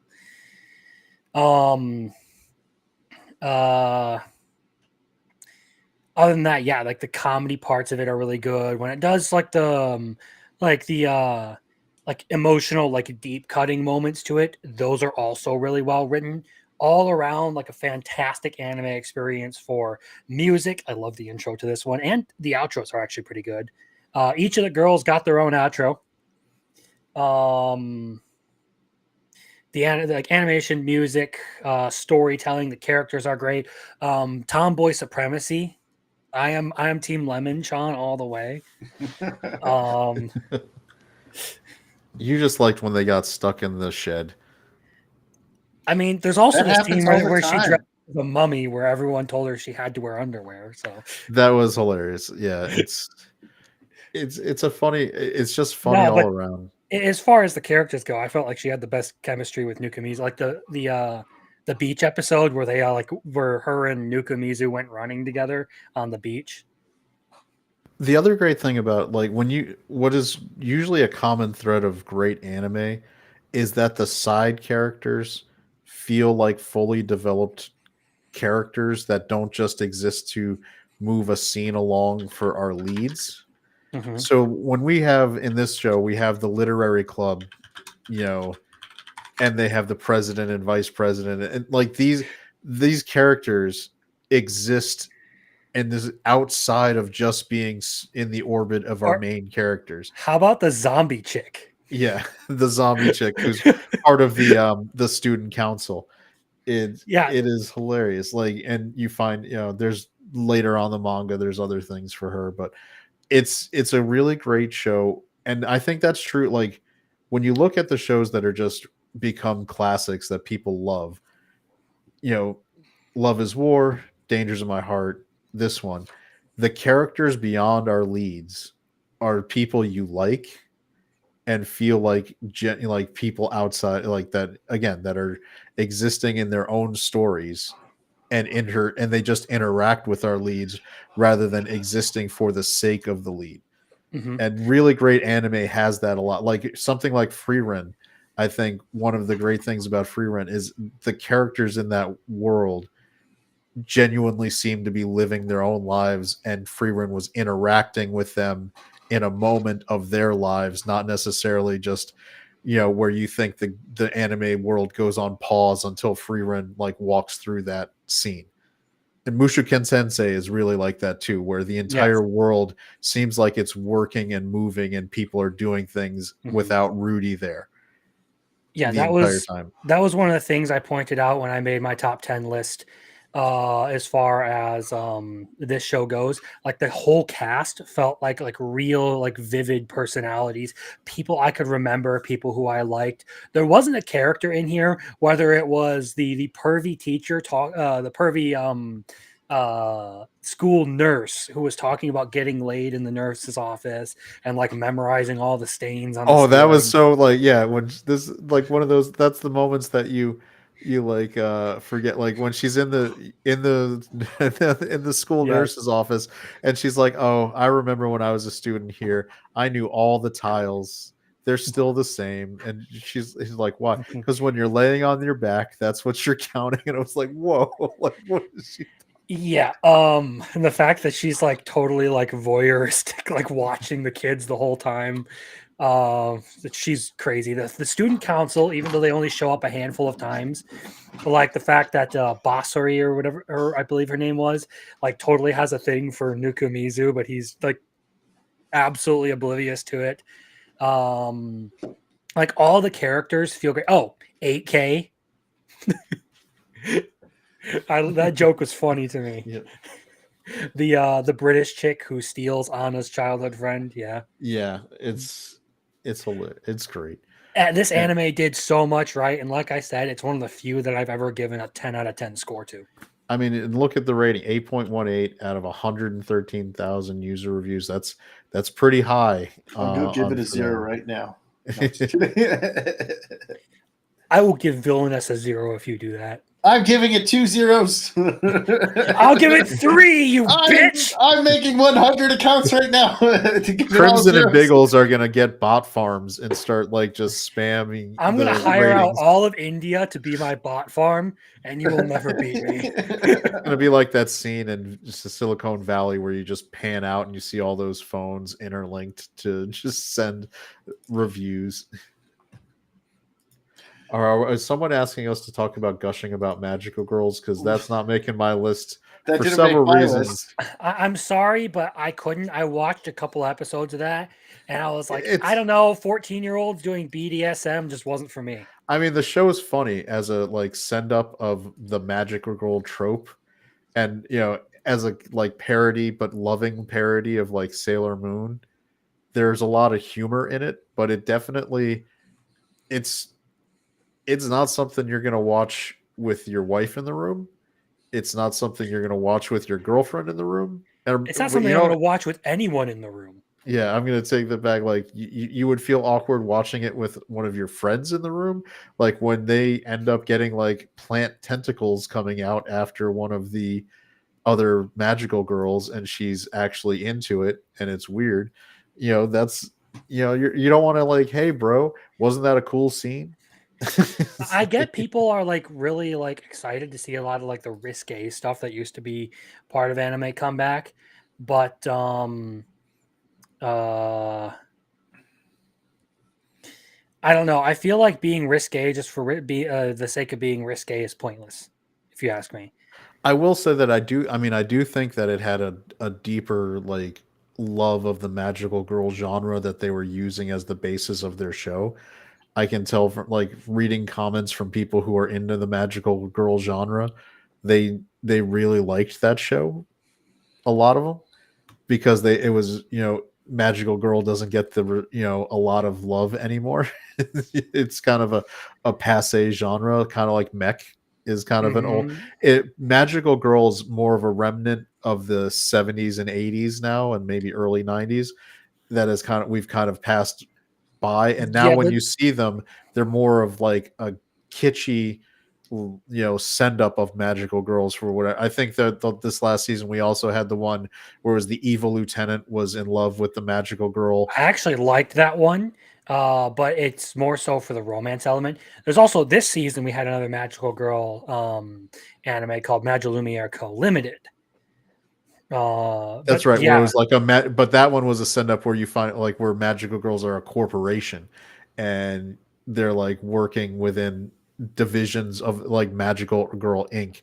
You're getting that kind of stuff now where we're getting basically post genre to where we're doing like kind of things like that. So it's just an overlay for a different genre. yeah, exactly. Which, and I think gushing over magical girls, like you said, it did like clearly the people who made this manga and then in turn anime love the magical girl genre, but it is an overlay for a more risque.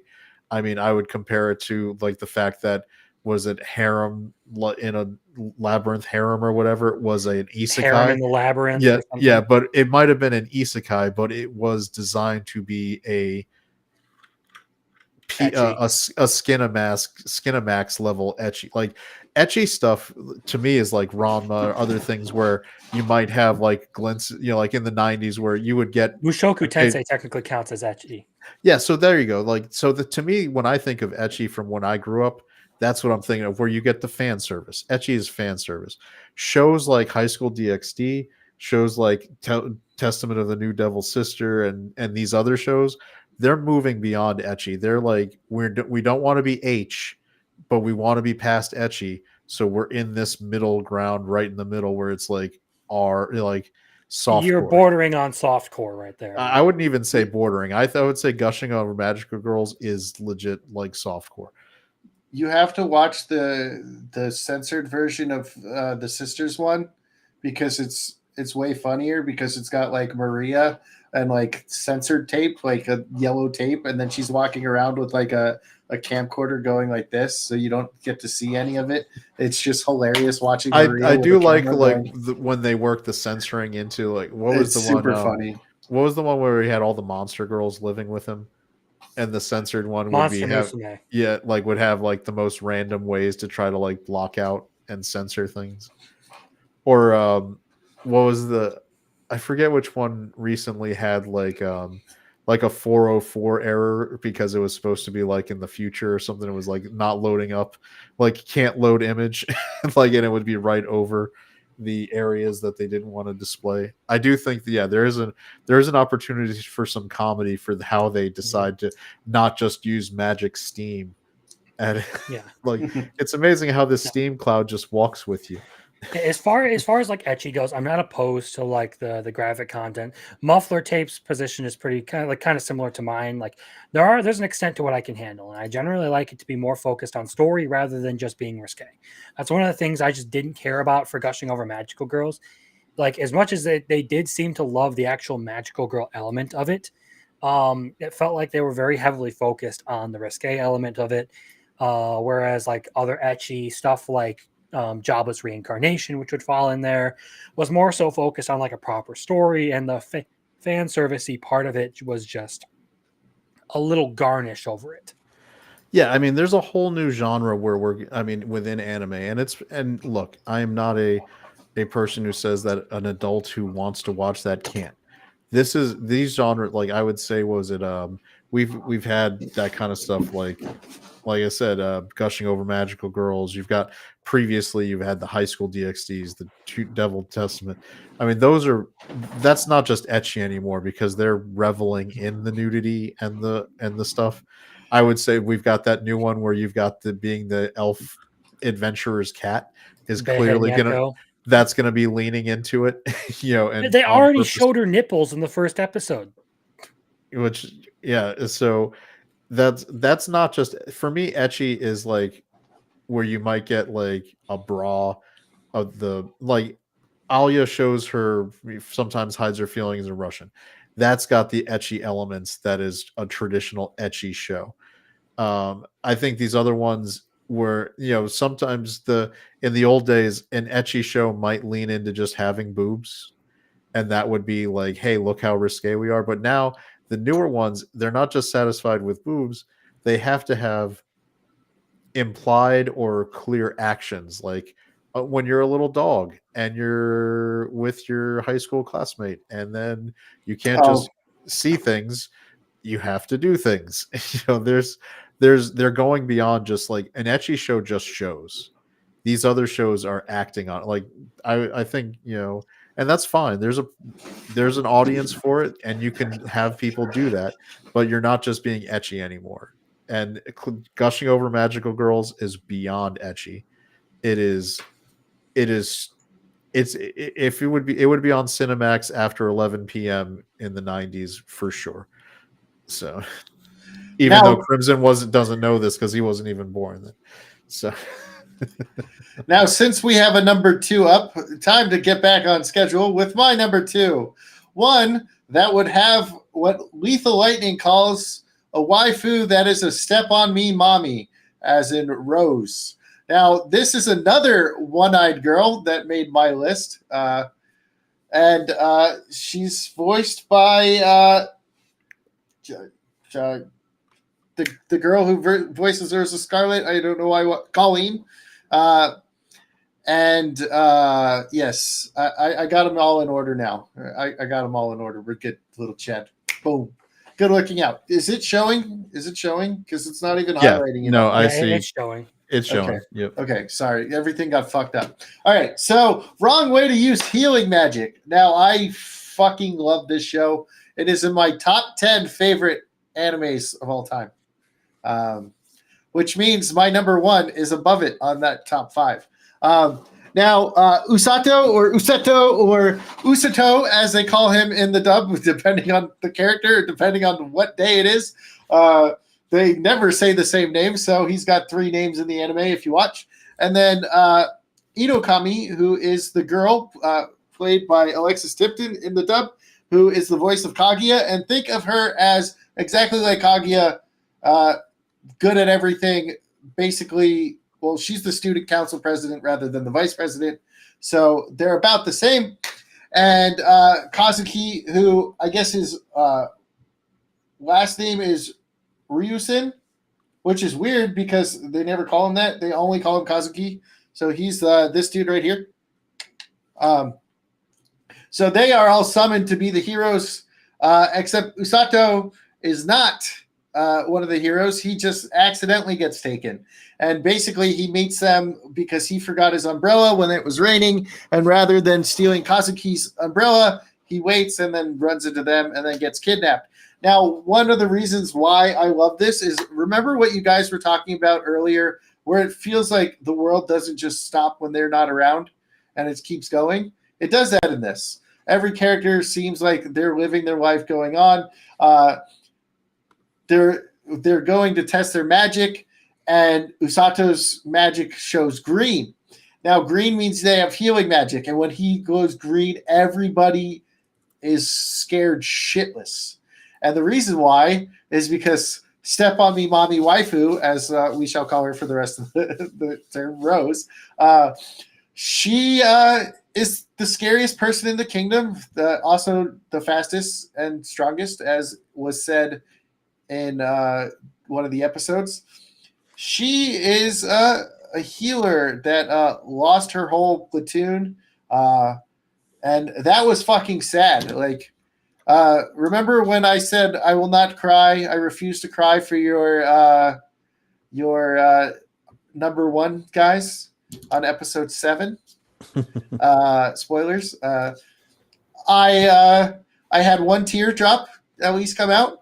It's not as sad as episode 3 of Full Metal Alchemist, but it was fucking sad seeing like the person you thought of like as really close to you dies in your arms. Fucking sad. But I also love this scene right here where Usato finally gets muscles because he's working out every day, running his ass off. And Inukami's like, muscles. She's kind of like the girl from How Heavy Are the Dumbbells You Lift, where she just loves the muscles. That and a blue bear that she's not allowed to pet. Blue Rin, and Yeah. like Blue Rin won't let them, like he doesn't let the girls pet him, but like he falls asleep and she's like, oh, this is the perfect time, let me try to carry him, I can do it, and he just like flattens her because he's too heavy. And it's the funniest noise they make where he's like, roar, and like smacks her. He just keeps smacking her, and then at one point, or he does let her pet him eventually, and you see a little bit of a relationship between Izukami and Blue Rin, who is the bear. But then you see these guys in the yellow. They're the rescue team, which works for Step on Me, Mommy Waifu. That's what we're calling her. We're going with it. And they all look like a bunch of hooligans. I wouldn't quote a man who has mommy issues. I'm just saying. Hey, you know what? I think it's hilarious quoting Lethal. Okay, I'll do it. Speaking of Lethal, I think we're doing Tards with Cards this weekend. So if you like trading cards, just so you know. So Usato doesn't really know how to heal himself, or not heal himself, heal others. So he's basically like healing himself, and he's just like never wants to lose. And he has like all these mean names for Step on Me, Mommy Waifu, like Ogre, Battle Axe, and she's just like cute, like, and just beats the crap out of him more. And then there's this Black Knight who's like this demon girl, and Usato like kicks the shit out of her, and he like heals everybody when he punches them too, so they don't like hurt, but he can knock them out because he fucking breaks boulders with his fucking fists. And he's like, wait, no one's healed her since then? She's going to die. So he like heals her, and then she becomes a member of the rescue team. It's just so much fun. I absolutely love this anime, and I can't wait till season 2, which has been confirmed, but no date has been given. So hurry the fuck up, please, because I want more. All right. And anybody have anything to say about this one? I'm probably gonna try and binge it tomorrow while I work on a castle in Minecraft. I'm off work until Monday. That is my Christmas vacation.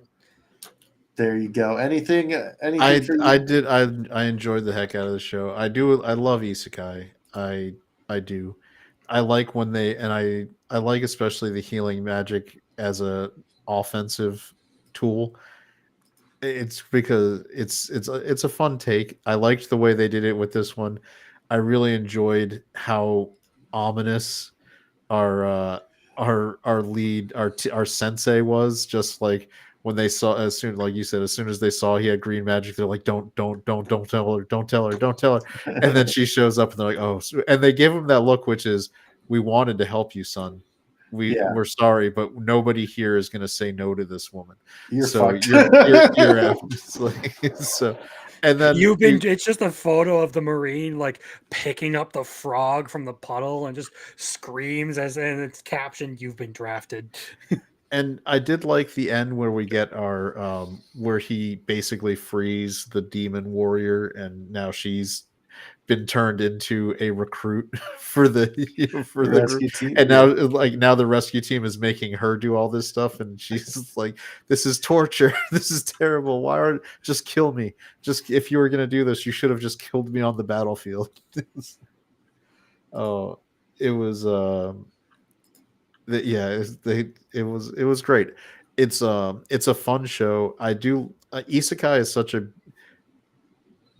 generic zone now where we see so much repetitive stuff, and it's not to say that this doesn't have some repetitive elements. We've like got the hero summoning heroes going against a demon lord. We've got basically that same circular castle city that every isekai uses as an animation. Well, they all use it, element. Even if it's not an isekai. Like even Attack on Titan, their cities were circles.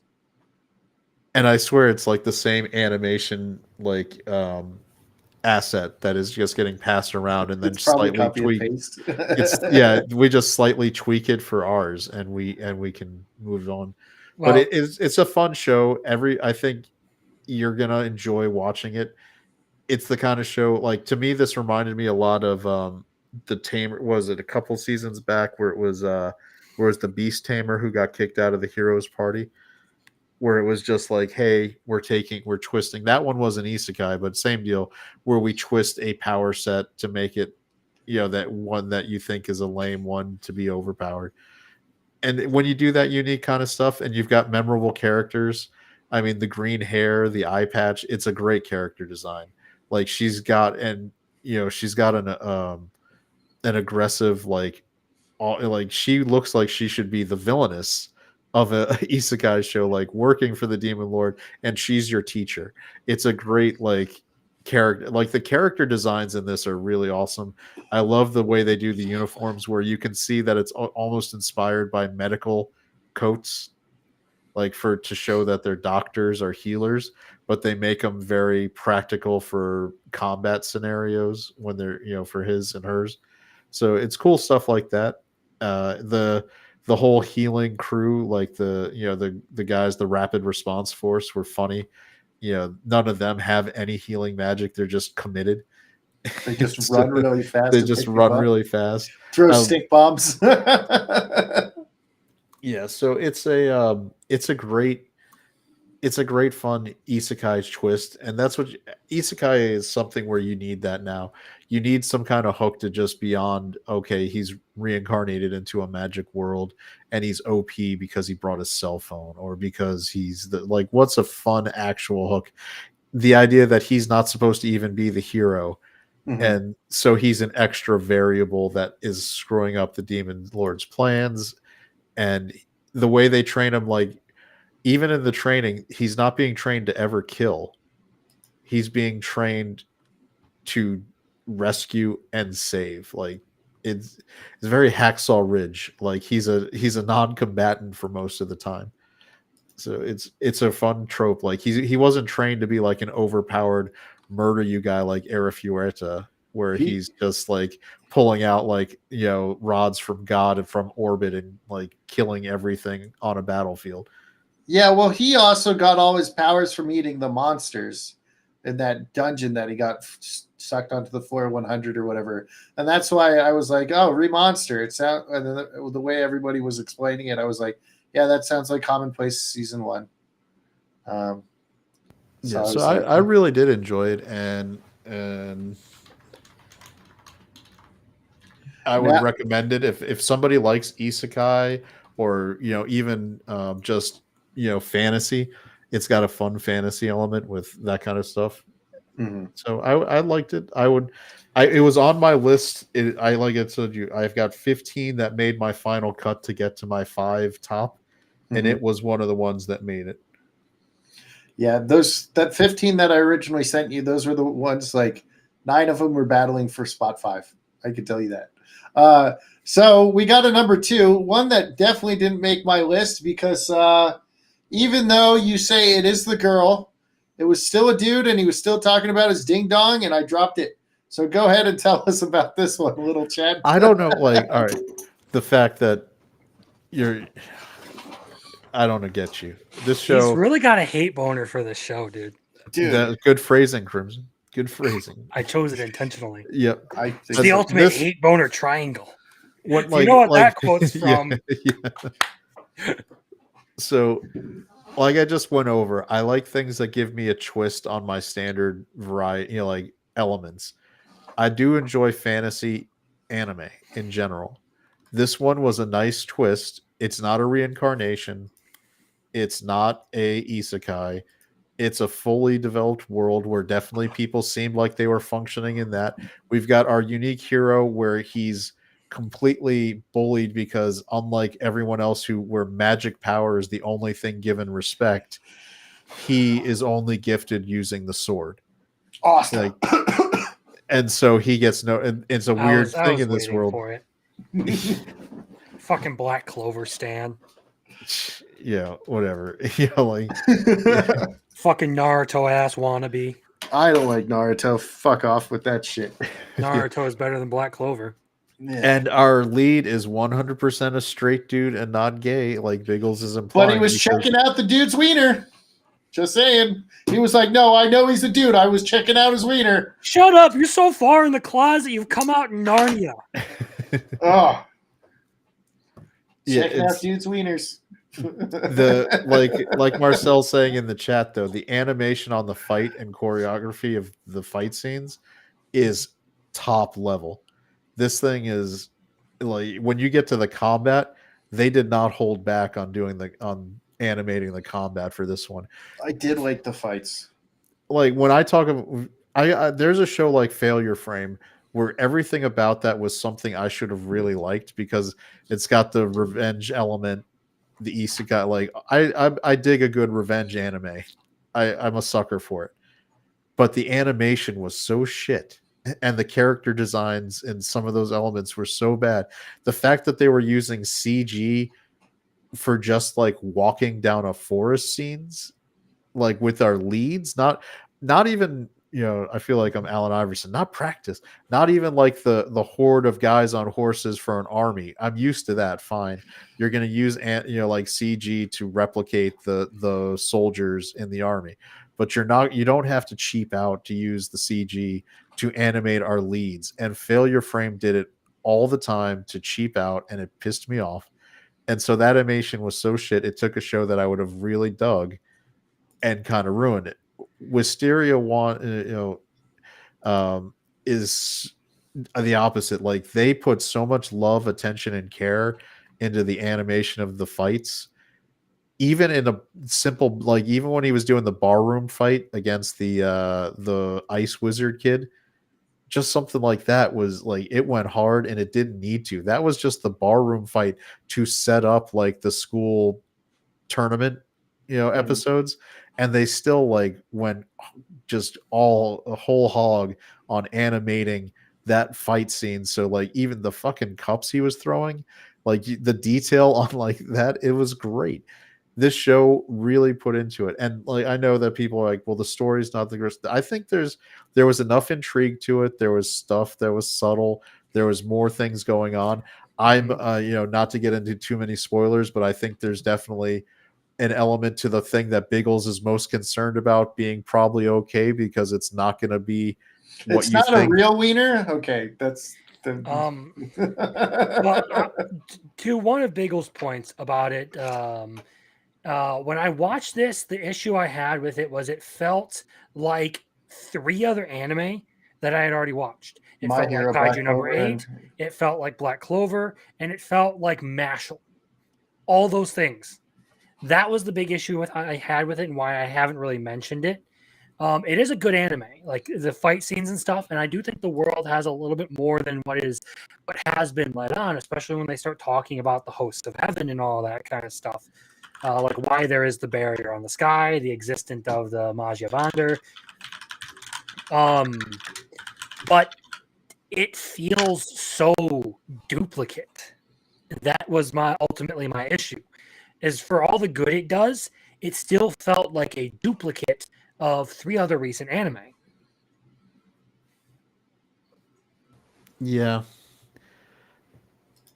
So I was there is enjoying that. it, but It's just the character designs, the plotting, the like almost like Harry Potter, but like with Mashal, where he was like Harry Potter, but he's just a muscle bro.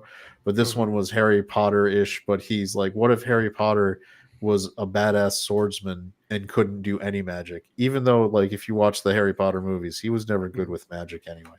So Harry Potter could have been smothered to death. Love has nothing against a pillow, okay? Voldemort is a bitch. He couldn't kill an You're infant. only saying that because your nephews are over right now. He couldn't kill an infant, and he couldn't beat a high school kid.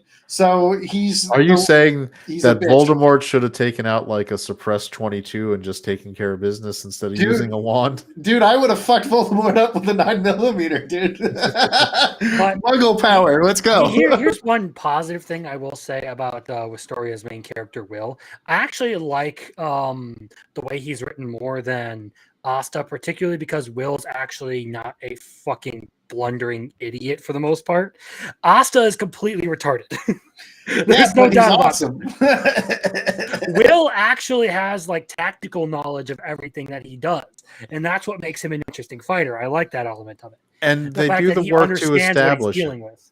And they lay the groundwork for why that's not just like him being some Mary Sue, like Gary Stu version thing where he's just like, no, because the only way he could even get any credits enough to pass in the school he's in is this guy had to be in those labyrinths every single day, putting the work in, because the only points he could get were the practical ones because he was getting nothing from magic. So that's why he made a point, like, this guy has an encyclopedic knowledge and practical knowledge of fighting these things because he has to, because he's known for years that the only way he's getting to his boo is by actually getting down there and killing things with a sword. So, and when he gets down there, that's why, and like, he's completely different too. They make a point when he's in the labyrinth versus when he's in the school, where he's kind of meek and because in the school he doesn't feel he has any value because their magic is everything, and he has nothing to offer, really, what, at least in his mind. And then he gets into the labyrinth where he has like, look, I know how to kill the things down here. I can do this job. I have the confidence from doing it, and it's very different. They also point, like, there's a point where he gets pushed too far, and he because he doesn't want to show off with the sword, because it actually, the weird thing is, in this society, even though he knows he could beat a lot of these guys using his sword, it would actually lower his cred with the whole surrounding society to do that. Winning with a sword, they make a point of talking about it, like, winning with a sword would not even be respected. You would be looked down on even worse than you are if you did that to a wizard, until he finally gets to the school tournament arc, where he's facing off against the most gifted of the wizards of the entire school. And with the sword, he's not just like winning with a sword, he's like negating magic at a level these people didn't even think was possible, because this guy is doing the magic spells that his boo created. And he's like, look, this is nothing.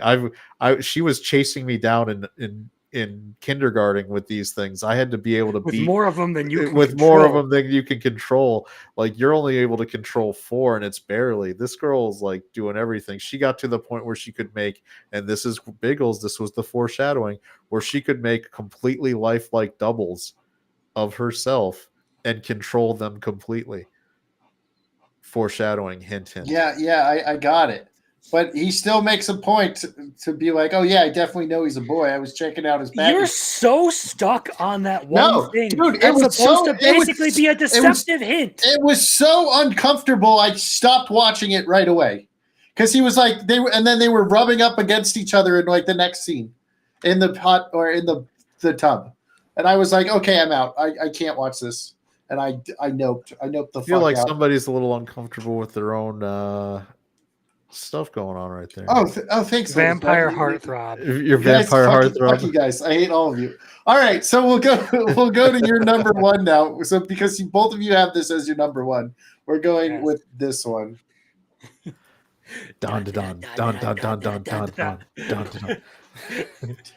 How you don't appreciate this show, I have no idea. Okay, listen.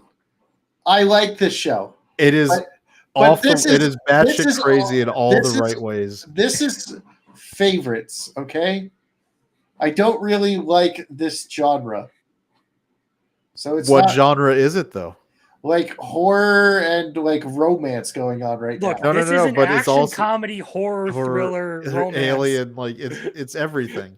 Sorry, it's everything. I think I described it as romance, action, comedy, thriller. Yeah, whatever. Okay, it's not my thing.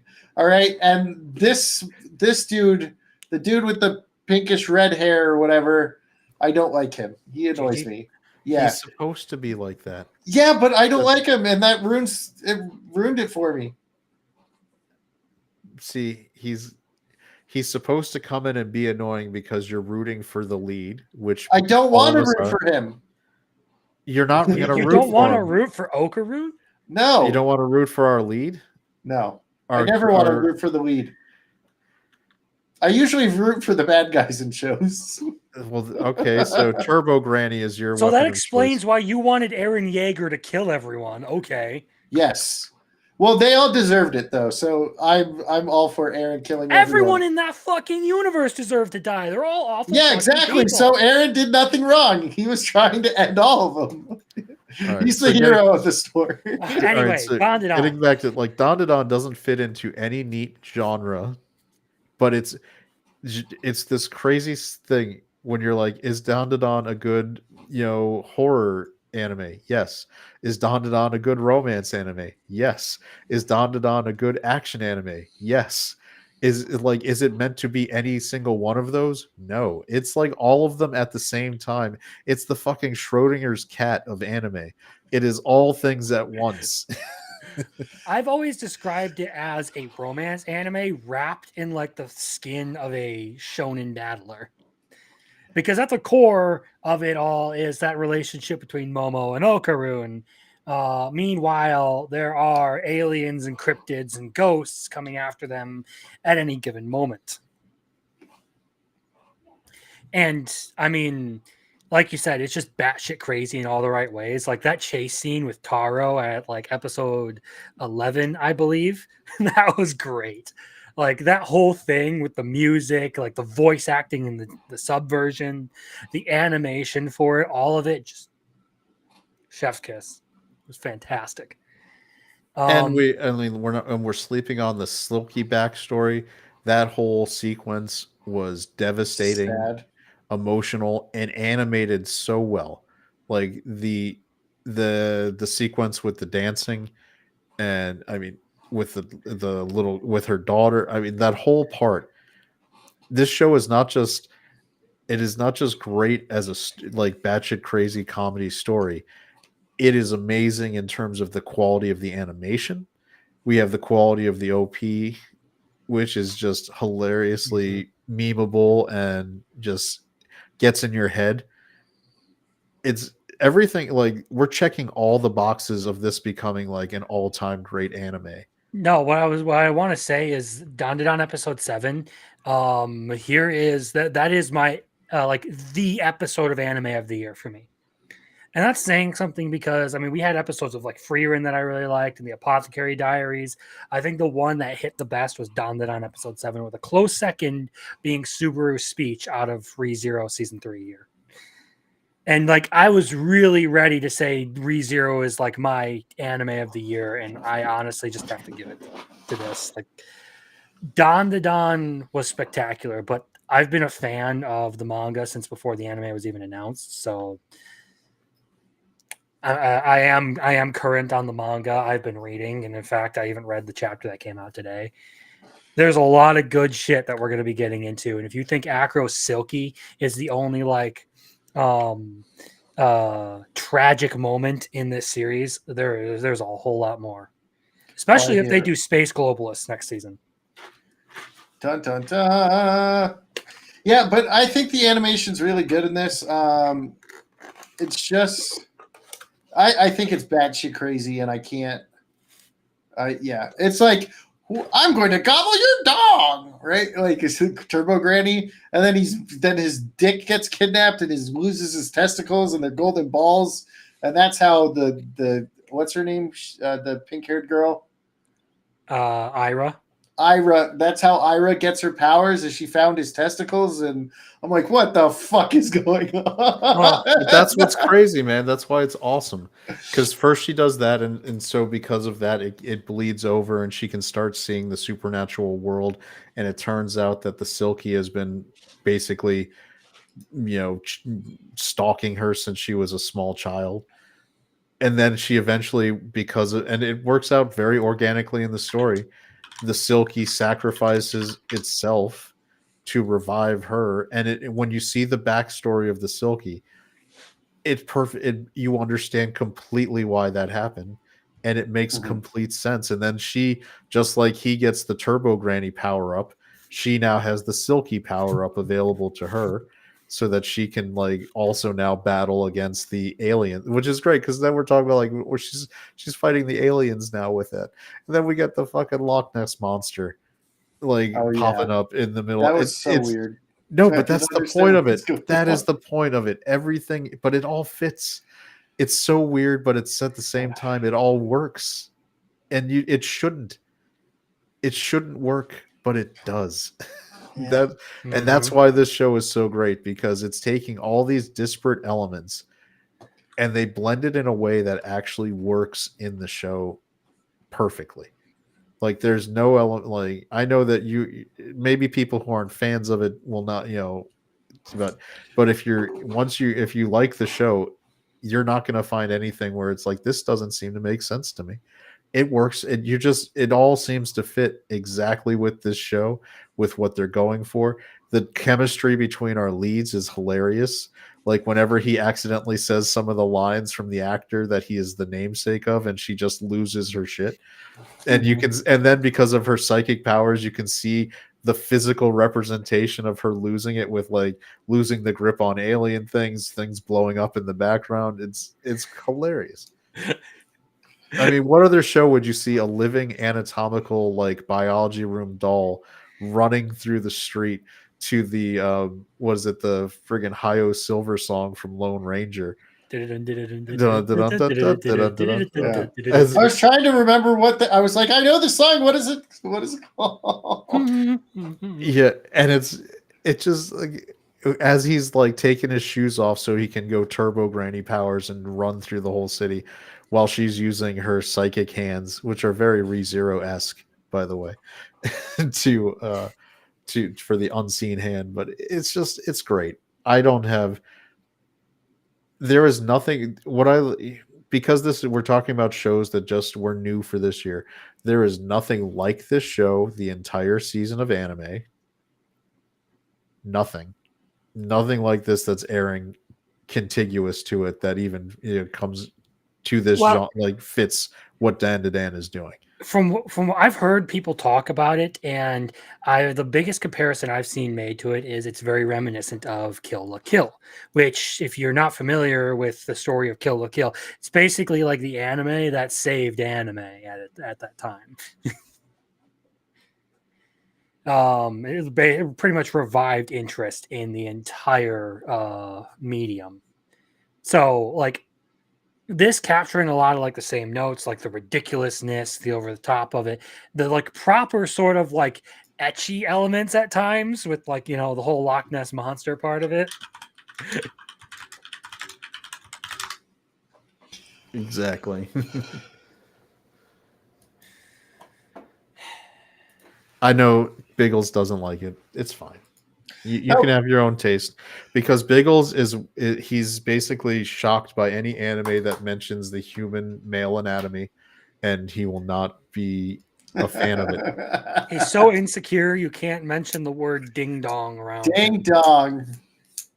Well, I mean, when they did it in this one, it was kind of funny, but you're like, what the fuck? Because it was the first episode. And if you've never seen it, you're like, what the fuck is going on?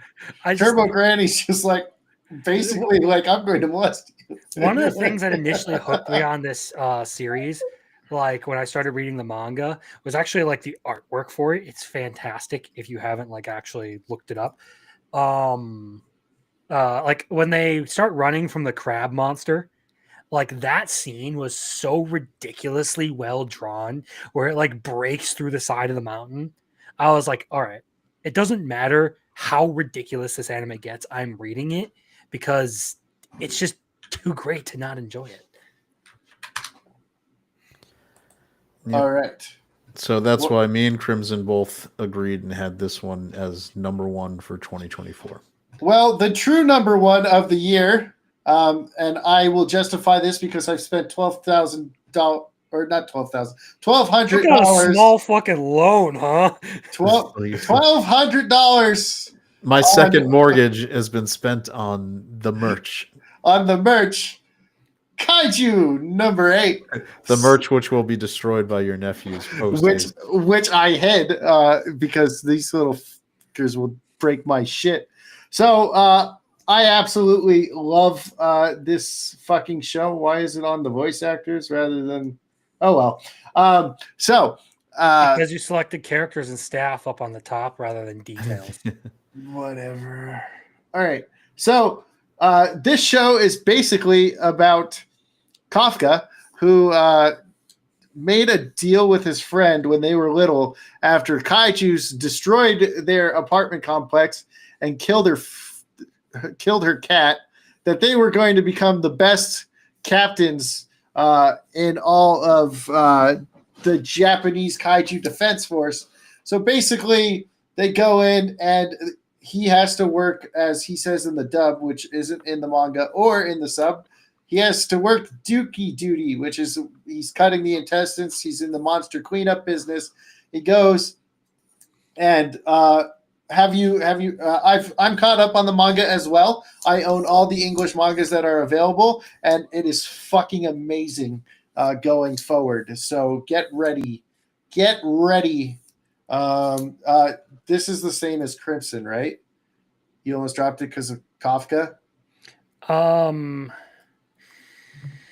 Not really. It wasn't that I almost dropped it because of Kafka, because I had actually read the manga before this, and I actually liked the series. My issue was that there's particular like tropes for male protagonists that I don't like, and Kafka fell into that with being that guy who would like set himself up to be the punchline of a joke. Like he would do something, like, okay, maybe you can like make him seem cool or inspiring, and then he would become the butt of everyone else's laughter. I was like, okay, up until episode 10. And then he pretty much redeemed himself with the idea of, I don't care about the consequences. I have something I need to do, and I'm going to do it. And that part of it, I could actually respect. Yeah, Kafka grows as a character. I even did a video on this channel about Kafka being like me. So fuck all of you. So I really like Kafka. I like Reno. I like Vice Captain Ashino. So are you saying that you're stupid? No, I'm like, I think I say in the video that I'm like the smarter version of Kafka or something. But I met the voice actor for Kikuro Shinomiya, and she was as far as I was in the manga. So she like keeps up with the manga, and I literally talked to her for like 35 minutes of just like nerding out about the anime and what's about to happen. So it gets even better. So like if you thought one was just okay, as some of you say, just wait. It gets a lot better.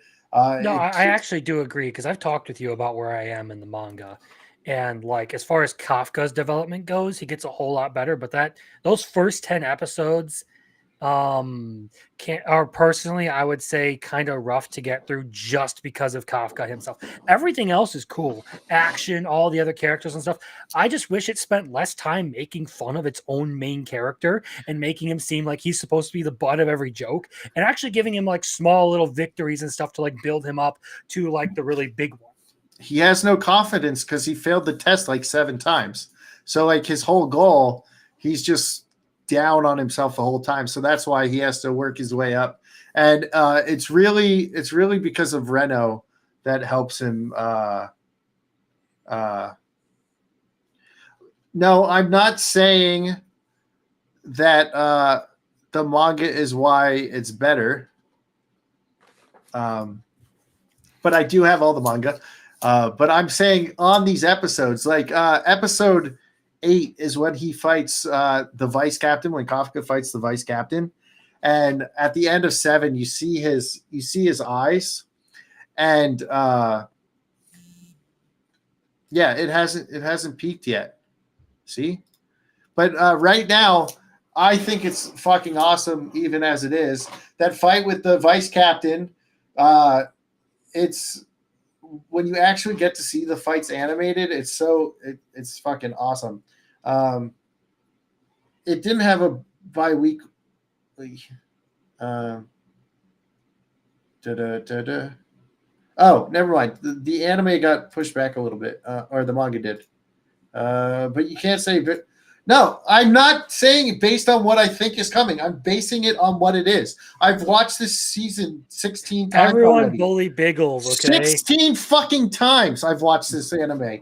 Episode You know, 7, hold on. episode 8, episode 9, Can I ask episode you- 10, hold on. episode 11, episode 12. Fucking bangers. Fucking suck it. Biggles, What? I have a question. Yeah. So my if I bad. remember right, because I watched this series once, Mhm. all the way through. The very beginning of it is a phallic-looking kaiju going into the mouth of our lead male. Oh, yeah. That was kind of weird. But you have a problem with Wand and Wistoria and these other ones. But this one is one you've watched 16 times. Yes. I'm just putting that out there. That Just saying. I'm just saying that it seems. So Biggles is okay with sucking dick, but not if you talk about it. And rubbing against another dude, that's a little weird. Let me quote Big Bob from Harold and Kumar. There's nothing gay about getting your dick sucked. Okay, if you suck dick. But Kafka's the one sucking the dick. Yeah, so maybe Kafka's gay. Whatever. That I'm doesn't. I'm getting the be nice Chad warning from Bride of Slender. I'll be nice. I hope she I may have smacks you taken upside the it head. personal that he was saying that these other ones weren't good because of like some kind of homoeroticism issue. No, just Wand was really uncomfortable. Yeah, but all the I will action, not grant you- talking. That's hilarious. I actually. will grant you that the fight scenes in Kaiju number 8 were top shelf. Like the Oh, animation yeah. on the fight, on the combat was amazing. I do think that the in-between parts are a little weaker for me. I've seen this show before. I would actually say, and don't hate me for saying this, I would have put Solo Leveling above this one in terms of a show this year because Solo Leveling had the same kind of bland lead. Mhm. And the combat was, I would say, as good or better on screen than Kaiju number 8.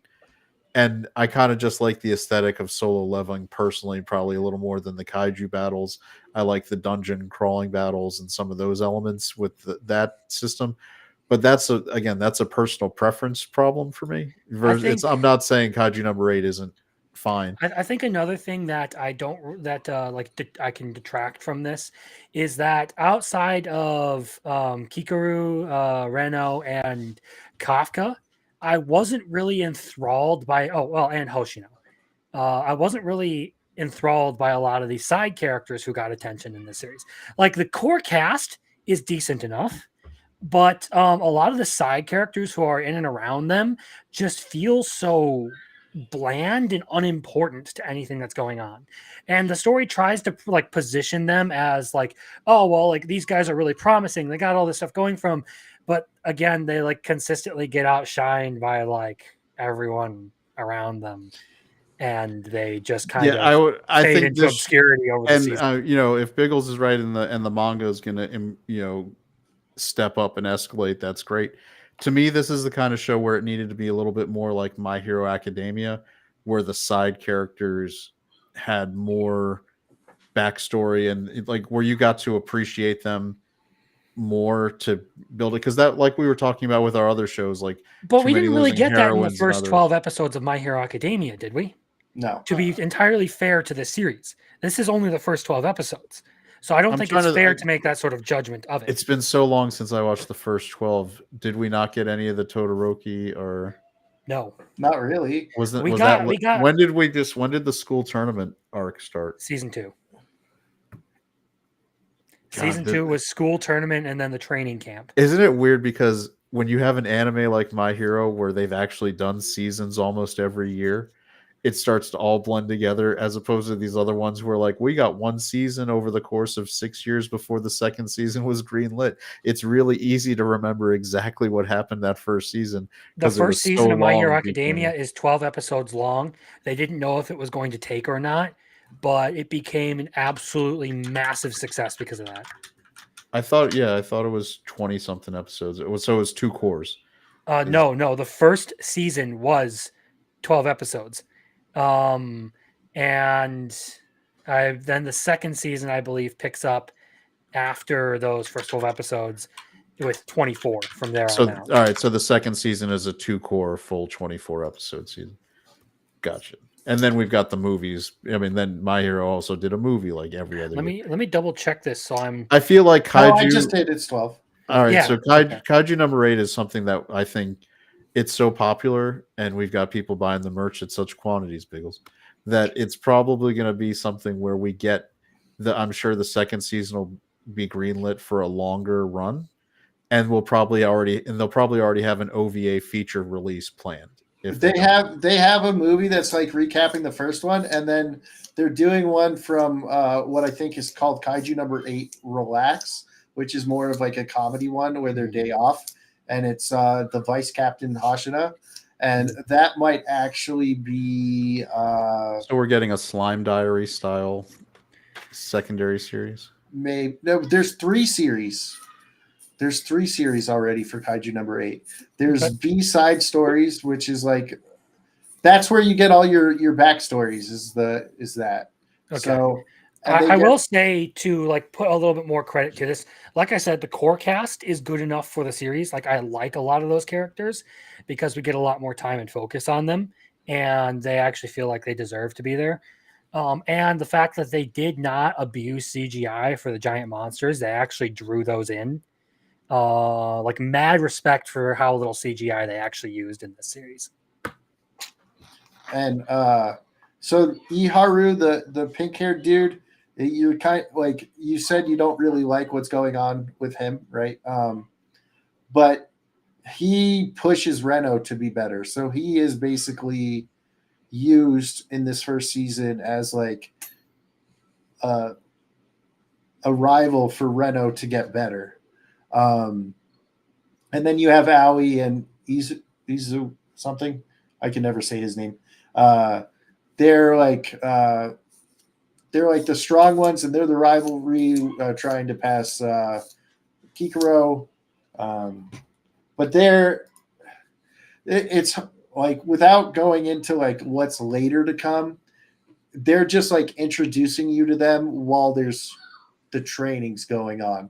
Like they all play a big part later on. Like in episode 10 when they were being attacked, it was Division 3 that are like the rookies of Division 3, which is what got the rest of them rallied so they can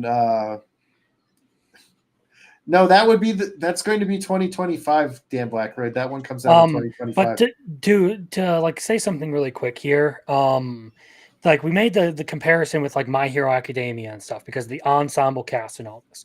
As My Hero Academia went on, like its cast wasn't all that great, much the same as this.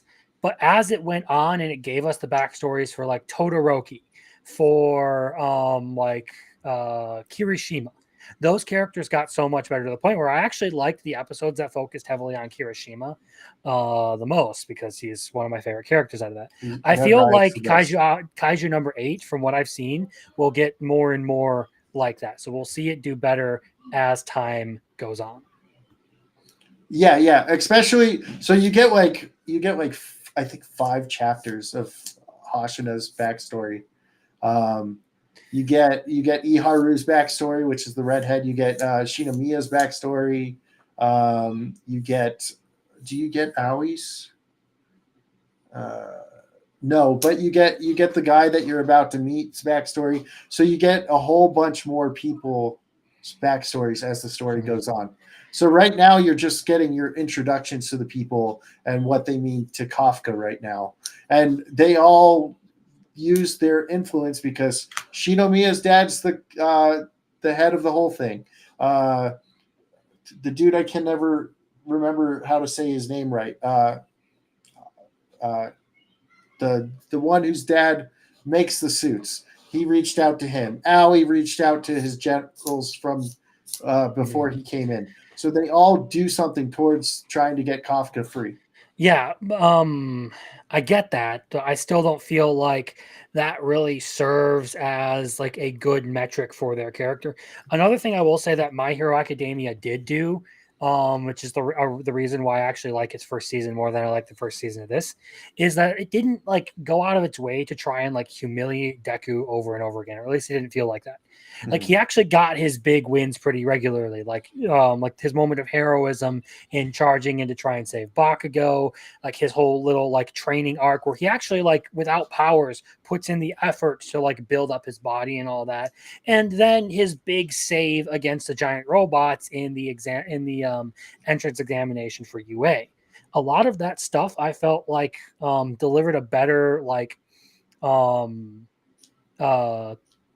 preview of the character that is Deku than what we got out of Kafka in this, because like Kafka has those moments where he like shows that confidence. He does something that like, okay, he's actually like he's got some backbone, like some swagger to him, and then it all falls apart almost instantly and everyone just laughs at it. I'm like, well, could we not just give him a few of these small little moments before that? That was kind of my big issue up until episode 10. I mean, he had his save of Kikuro. He had his save of Reno. He had his save of the little girl. He has all these moments, and he worked hard to be able to compete with the rest of them in the thing. It's just they all pick on him because he's the old guy of the group, and you always pick on the old guy in the group. So that's kind of what that was, rather than them thinking he's like crap.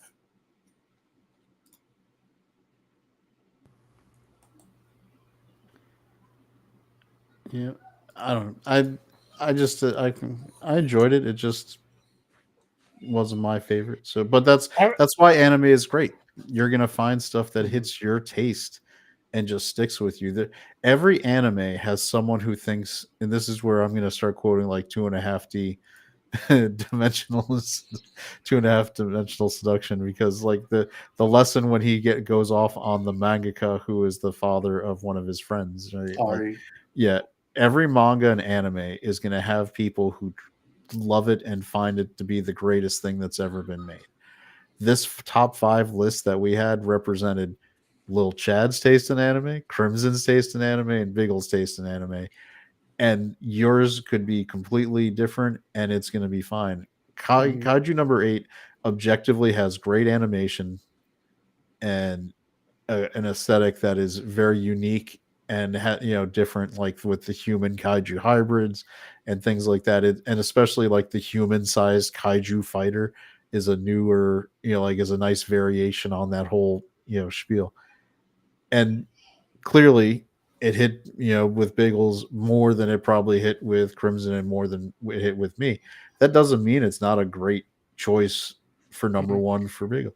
And that's why for people watching, all out of all the top 5 that all of us have gave, they're all very personal for the reason. Like, I guarantee you Kinnikuman Perfect Origin is not hitting probably anybody else's top 5 in like the anime reviewing community because it hits for a nostalgic zone for me that no one else is getting.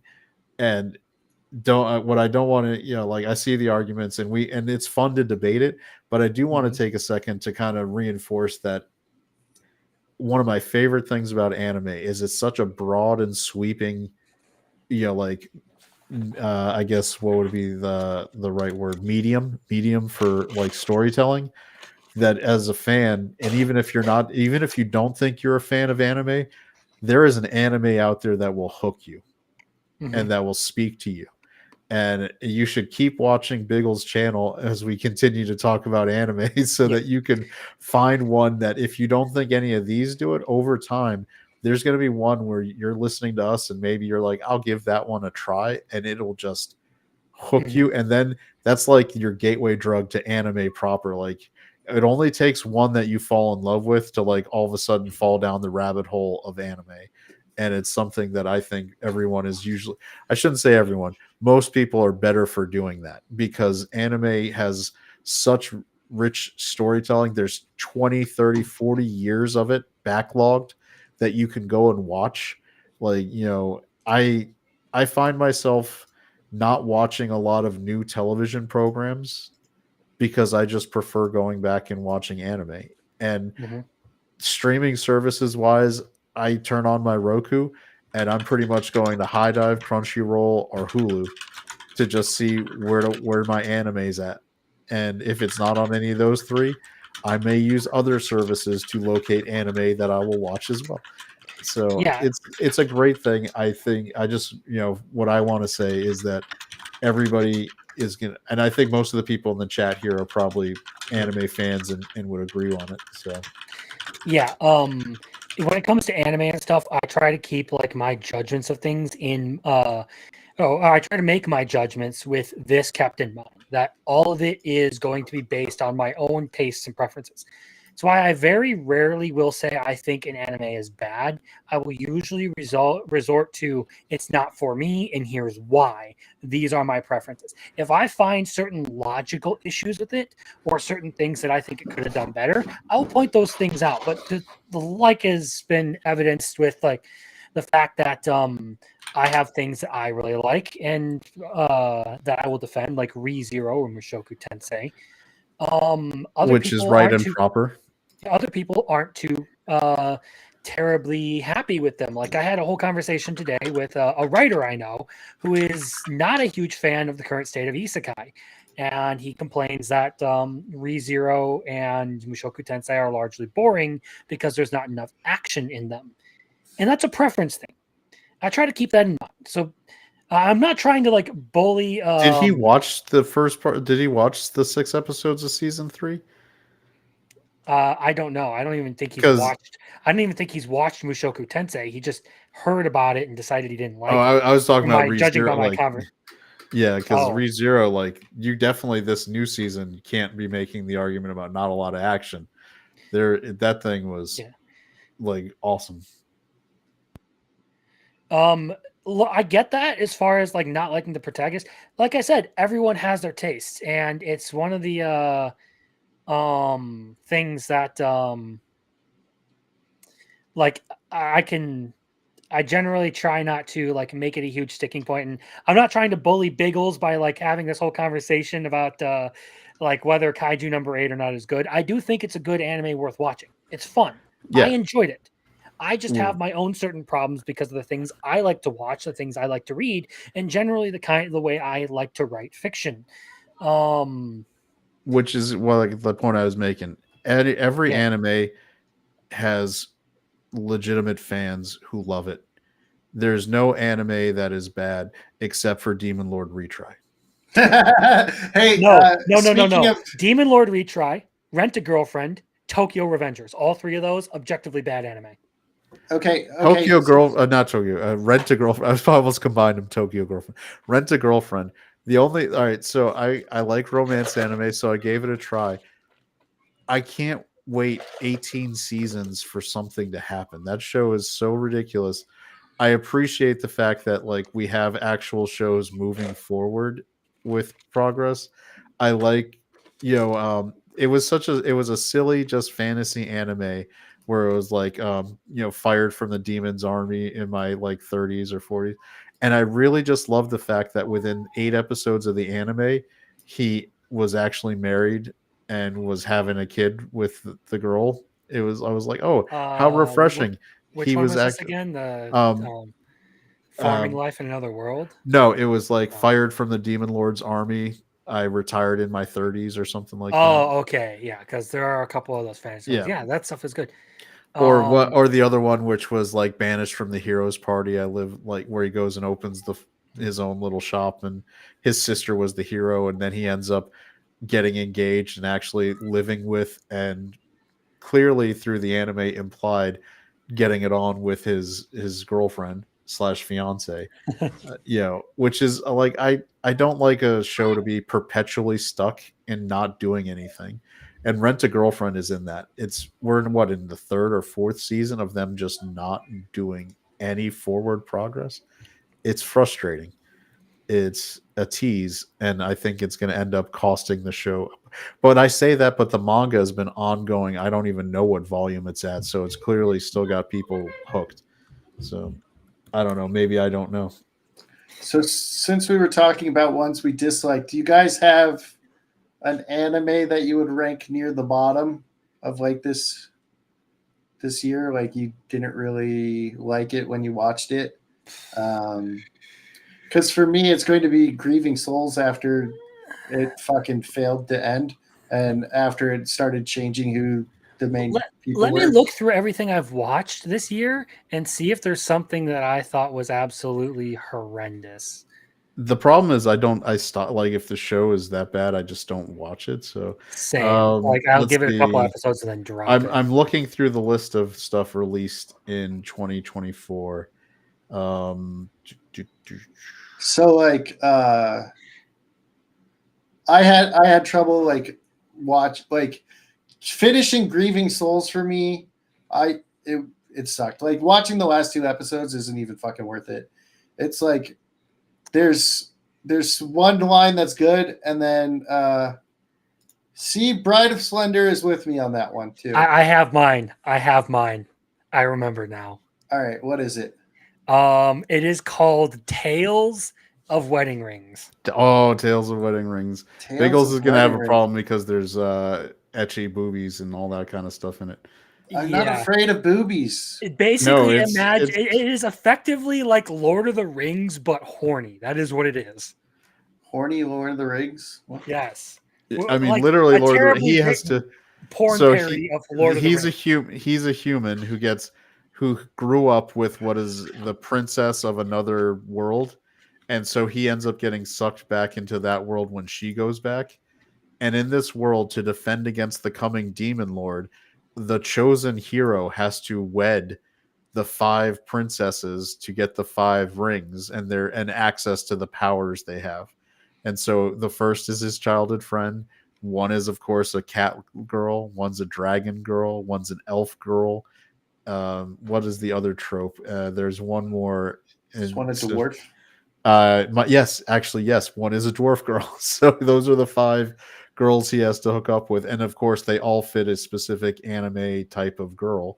You know, the cat girl is think of what's her name from Mushoku Tensei, the Ghislaine. She's like Ghislaine. She's like the badass warrior cat woman, and so it's I thought it was like there was a couple years back, there was the one based on the video game where it was like the conception game where you like where the guy had to like make a star baby with a girl based on the affection level, and it was actually based on a video game. That one was terrible, but it didn't come out this year, so I'm looking.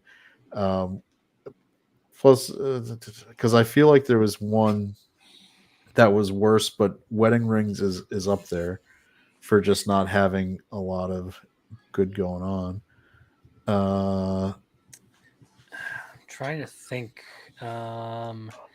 I'm looking through all of them, but that is like the only one I know for a fact that came out this year that I watched that I absolutely just couldn't stand because, it was.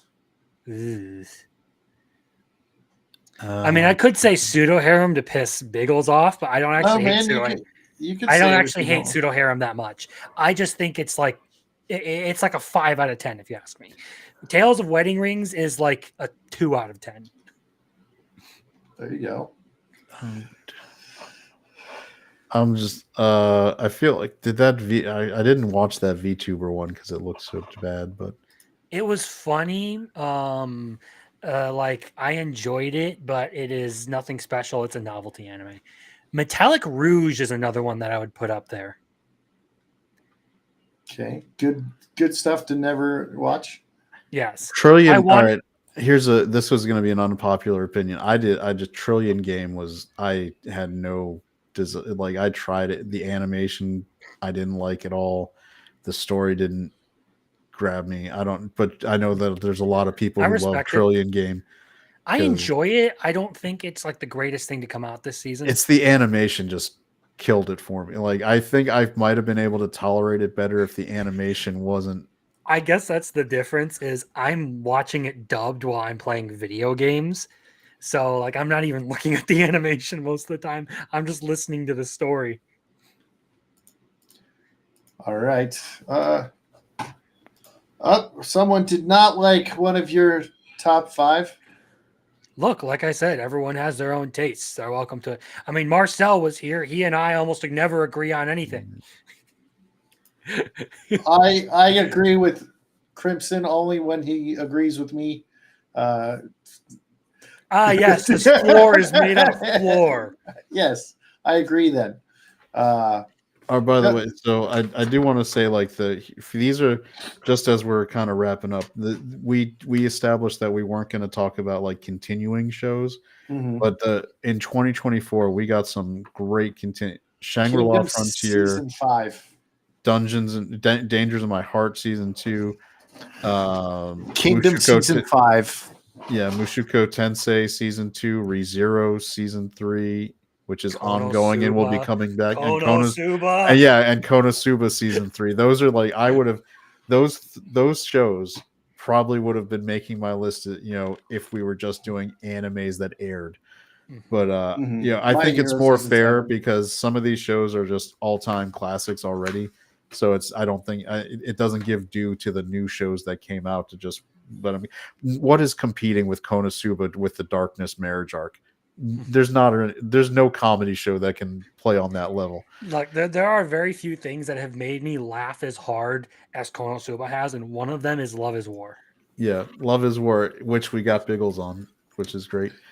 Yeah, bastards.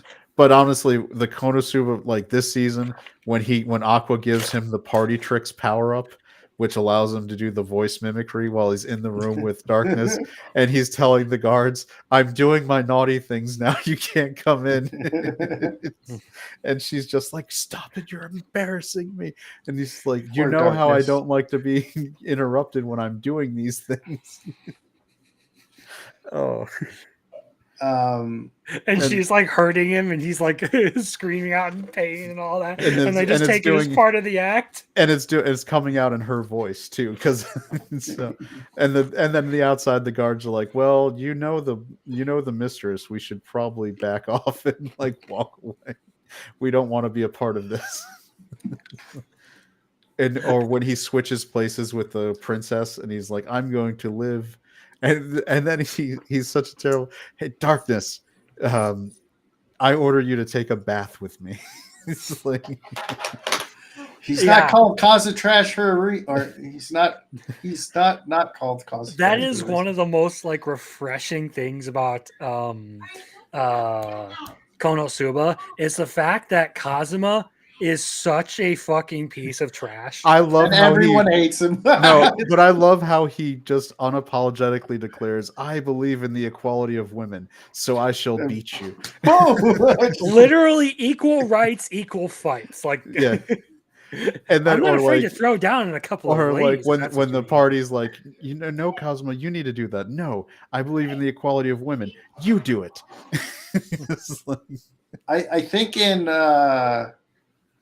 I think him and Subaru have like a meeting in Isekai Quartet where he's like, they're both like, "This is embarrassing for us," because like he's being cared by, is it Darkness? I think he's being carried by Darkness. Being carried by Darkness. And she's being carried by Rem. Yeah. They're like,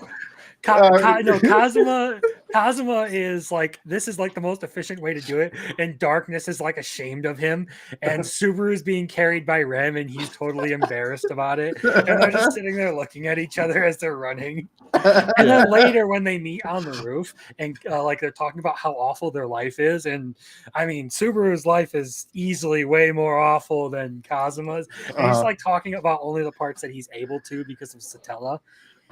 And Kazuma's just like, "Wait, that doesn't sound miserable at all. You bastard! You harem-having bastard!" It's great. I mean, Kazuma technically could have a harem if he wasn't such a piece of trash. What did I do? Okay, never mind. I just moved something. I thought I believe I think Kazuma does end up sort of in a harem scenario by the end. With Darkness, and then Megumi's parents are always trying to put them together. I believe Megumi is number one because I think they might be I think that's the first one that he ends up having a confession with, and then I think is Darkness. Eventually, I think he also gets Aqua and the Luck Goddess, also, which is hilarious since he figured out the Luck Goddess is also the girl. Oh, okay. So that's spoilers, isn't it? No, that was in the last season. Was it? Yeah. Okay, because Swigs is always telling me, he's like, I think it's that person, and I was like, maybe, I don't know. No, didn't Chris? you remember when he's Chris? talking to her about getting reincarnated and he notices the behaviors are the same? I have to rewatch it. I'm usually just laughing my ass off when I'm watching Konosuba and not paying attention to what's going on. That's something I haven't picked up on. I wasn't paying too much attention to it, mostly because the same reason. I laugh my ass off watching that series because it's fucking great, and all the character interactions are fantastic. You want to talk about a parody that has some really good heartfelt moments, like when they're all like fighting together and they have their like big battle moments, and this ragtag group of jackasses manages to pull off the impossible. I just love how he carries Megami around after she drops her explosion magic. And then he goes, and I purposely like lift her up so I can feel her little boobs on me. Yeah, and it's so touching because like in the Darkness marriage arc where he gives away all the money, which if knowing Cosmo, that's like if there's one he sold all the rights to all the inventions he ever could have patented to get the money he needed to buy her out. And which, by the way, was also because of the damage he caused. But it's because of the family. It was actually the damage Aqua caused. Yeah, Aqua caused. But it's great. Like when he throws the money down and he's like, "See, haha," like, and then Darkness is like, "I told you not to." What? I'm just buying it. It's fine. And then her dad recovers, which was even better, more embarrassing. Yeah, Aqua just removes the curse. She's just like purify, which reminds me of an Isekai Quartet when she almost kills Ainz.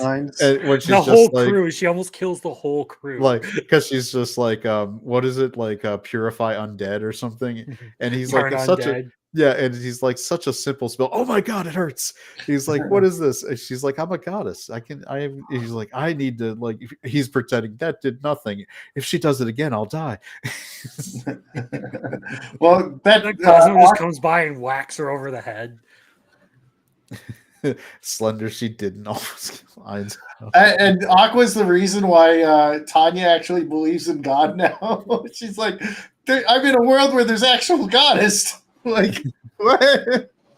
She's like, that whole show is ridiculous. But again, I just can't believe that they're dropping ReZero like hardcore lore in the middle of an Isekai Quartet movie. It's like, oh, we've got Flugel actually talking on screen about stuff. And I was like, oh, that's good. I'm sure everyone's going to see the Isekai Quartet movie to get this lore dump. That's the thing about ReZero, though, is its lore is scattered across so many different like pieces of media. Like the Appa guy actually had a proper name, and it wasn't revealed until a mobile game gave it to us. All right. So, thank you all for being here. That was our top 5 and many other random subjects that we like to talk about as we never stay on course.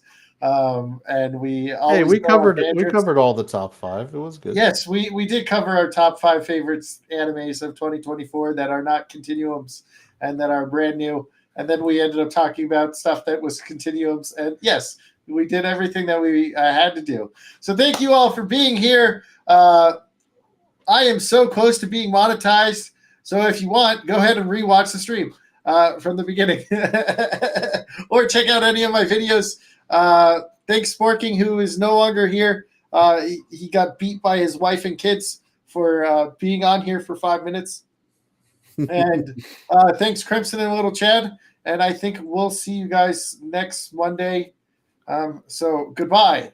I need to click a button to go. I used to have one that was really funny, but I don't anymore. So goodbye.